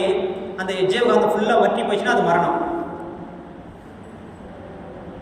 மிகினும் குறையினும் நோய் செய்யும் உள்ளோர் வலிமுதலாக எண்ணிய 3. இப்போது ரத்த ஓட்டம், வெப்ப ஓட்டம், காற்றோட ஓடுது. அதில் வந்து அதிகமான பிரச்சனை, கம்மியான பிரச்சனை, அதான் திருவள்ளுவர் சொல்கிறார். இப்போ இந்த ஜீவசித்தி அவ இவ்வளோ இம்பார்ட்டன்ட் சொன்னோம். இது அப்படியே நம்ம உள்ள வச்சுக்கலாமா அப்படின்னா உள்ள வைக்க முடியாது. விந்துவை மறிக்குங்கால் வேக்கம் பிறவேகம், முந்துவெளி கல்லடிப்பும் மூடு சுரம், சந்து கை கால் ஆசனம் நாப்பக்கம், இடுப்பு அவ்வளி நோய் மார்பு வலி விசன நீர் கட்டி இவையாம். இப்போ வித்து சக்தியை அப்படியே உள்ள வச்சாலும் அது இவ்வளோ நோய் உண்டாக்குன்றாங்க. என்னாயா இது, வெளியேற்றினாலும் பிரச்சனைன்றீங்க, உள்ள வச்சாலும் பிரச்சனைங்க, என்னதான் பண்ணுறது நாங்கள் அப்படின்னா அதுதான் சாமி ஒரு பயிற்சி கொடுத்துக்கிறாருங்க. என்ன பயிற்சி? காயகல்ப பயிற்சி. காயகல்ப பயிற்சியினால் கண்கள் நன்றாம், காம மிகை குறை சமனாம் அப்படின்பாரு. ஒருத்தருக்கு செக்ஸ் ஆர்வமே இல்லைன்னா செக்ஸ் கொஞ்சம் தூக்கி விடும், செக்ஸ் அதிகமாக ஆர்வம் தான் கொஞ்சம் கம்மி பண்ணிவிடும். அதுதான் குழந்தைங்களுக்கு ஒரு சீதனமாக குத்தம். இது சின்ன குழந்தைங்களுக்கு தவறான வழிக்கு போக மாட்டாங்க. இந்த கொடுக்கும்போது நம்ம அஸ்வினி முத்திரை போட போட அந்த வித்து சக்தி நல்லா கெட்டியாகும். ஒரு 3 டம்ளரில் 1 டம்ளரில் பால், 1 டம்ளர் தயிர், 1 டம்ளர் நெய், 3த்தையும் தட்டி விட்றோம். எது வேகமாக போவோம்? பால் தான், ஏன்னா அது ரொம்ப லிக்விட் ஆகுது, பால் வேகமாக போகும். அது தயிர் கொஞ்சம் போகும், நெய் சுத்தமாக போகாது. அதுபோல் நம்ம வித்து சக்தியை கெட்டிப்பட செய்யணும். சரிங்களா? அப்போ அந்த காய்கள் அசினத்தில் போட போட அந்த வித்து சக்தி கெட்டி ஆயிடுச்சுன்னா அது வெளியேற்ற வேகம் அதிகமாக இருக்காது. அது கண்ட்ரோல் நம்ம இருக்க மாட்டோம், நம்ம கண்ட்ரோலுக்கு அது இருக்கும். நம்ம எப்போ வெளியேற்ற நினைக்கிறோமோ அப்போ தான் அது வெளியேறும். ஆனால் தண்ணி பால் மாதிரி இருந்துச்சுன்னா அது ஆட்டோமேட்டிக்காக அந்த காம எண்ணங்கள் வந்துகிட்டே தான் இருக்கும், அது வெளியேற்ற வேகம் அதிகமாக இருக்கும். இந்த பயிற்சி ஒரு அற்புதமான பயிற்சி, இந்த காயல் பயிற்சி. சரிங்களா? கற்பு நெறி. ஸோ நம்ம இன்னொரு 5 நிமிஷம் வச்சுக்கலாமா?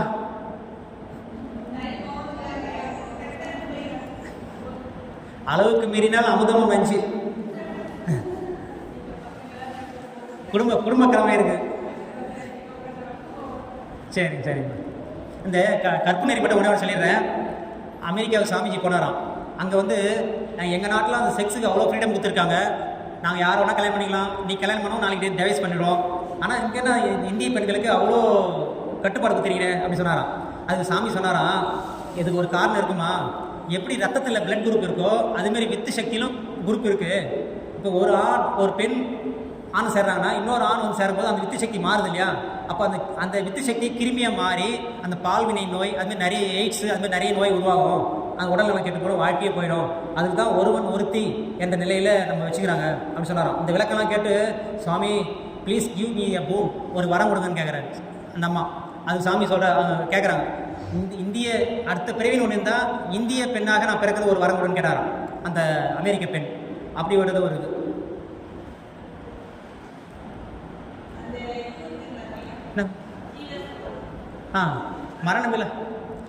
மரணமில்லா பெருவாழ்வுன்னு ஒன்று இருக்குங்க.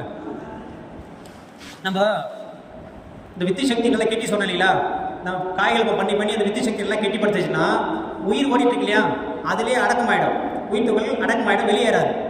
உயிர் துகள் வெளியே ஏறாது. அது வந்து அப்படியே எப்போ அவங்க நினைக்கிறாங்களோ அப்போ போய் அப்படியே உட்காந்து சமாதியாக உட்காந்துருவாங்க. ஒரு சமாதி மாதிரி நோண்டி உள்ளே போய் உட்காந்துருவாங்க. எத்தனை வருஷம் கழிச்சு அவங்க நோண்டினாலும் அங்கே பாண்டிச்சேரியில் ஒரு ஒரு சமாதிக்கு ஒரு ரயில்வே ட்ராக் நோண்டினாங்க. அப்போ பார்த்தா அந்த கிணப்பரில் ரத்தமாக இருந்தது. என்னன்னு நோண்டி பார்த்தா உள்ள ஒருத்தர் உட்காந்துக்கிறார். அது எப்படின்னா உயிர் மட்டும் அடக்கமாயிடும். உயிர் அடக்கமாயிடும், உடலில் எல்லா இயக்கம் நடந்துருக்கும், ரத்தம் ஓடும், எல்லாமே ஓடும். அப்போ உயிர் அடக்கமாக அந்த ஜீவத்துக்கு ஒன்றுமே அழிச்சிடுவாங்க. அதுதான் வந்து மரணமில்லா பெருவாழ்வு ஜீவ சமாதி சொல்லுவாங்க. நிறைய கோயில்கள் சித்தர்கள் ஜீவ சமாதியாக இருக்கிறாங்க. இந்த காய்கள் பயிற்சி மூலியமாக வித்து வெளியேறாமல் அப்படியே வச்சுட்டா அது ஜீவ சமாதிக்கு வழிக்கும். அப்புறம் ஒரே ஒரு பாட்டை கூட சொல்லிடுறேன். கற்பதனை காப்பாற்ற இருபாலருக்கும் கடமை பொதுவே, எனினும் தவறிவிட்டால் அற்புதமாம் இயற்கையிலே அமைந்த வேகம் ஆணை விட்டு பெண்ணுக்கே சின்னம் வைக்கும். சர்ப்புத்திறன் போல அவன் சமூகத்தில் உலாவ சமூகத்தால் அவள் தோற்றப்படுவாள். நற்பண்பாம் கற்பொழுங்கை உயிரின் மேலாய் நாடுகின்றார் அறிவில் உயர்ந்த பெண்கள் எல்லாம். ஆண் தப்பு பண்ண 2 பேரும் சேர்ந்து தப்பு பண்ணாலும் யார் மேலே பரசலாம்? சமுதாயம் பெண்கள் மேல் தான். அவர் சர்ப்பத்திறன் போல சமூகத்தில் உலாவார், நல்லவ மாதிரி உலாவார். ஏன்னா அதனால அறிவில் உயர்ந்த பெண்கள் எல்லாம் இந்த கற்பை உயிருக்கு மேலாக பார்க்குறாங்க அப்படின்னு சொல்றாரு சுவாமி. வாழ்க்கை வளமுடன். இதெல்லாம் சந்தேகம் இருக்குங்களா?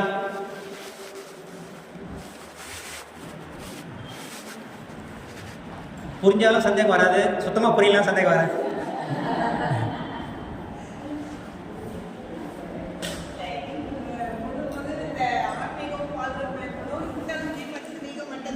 அப்படி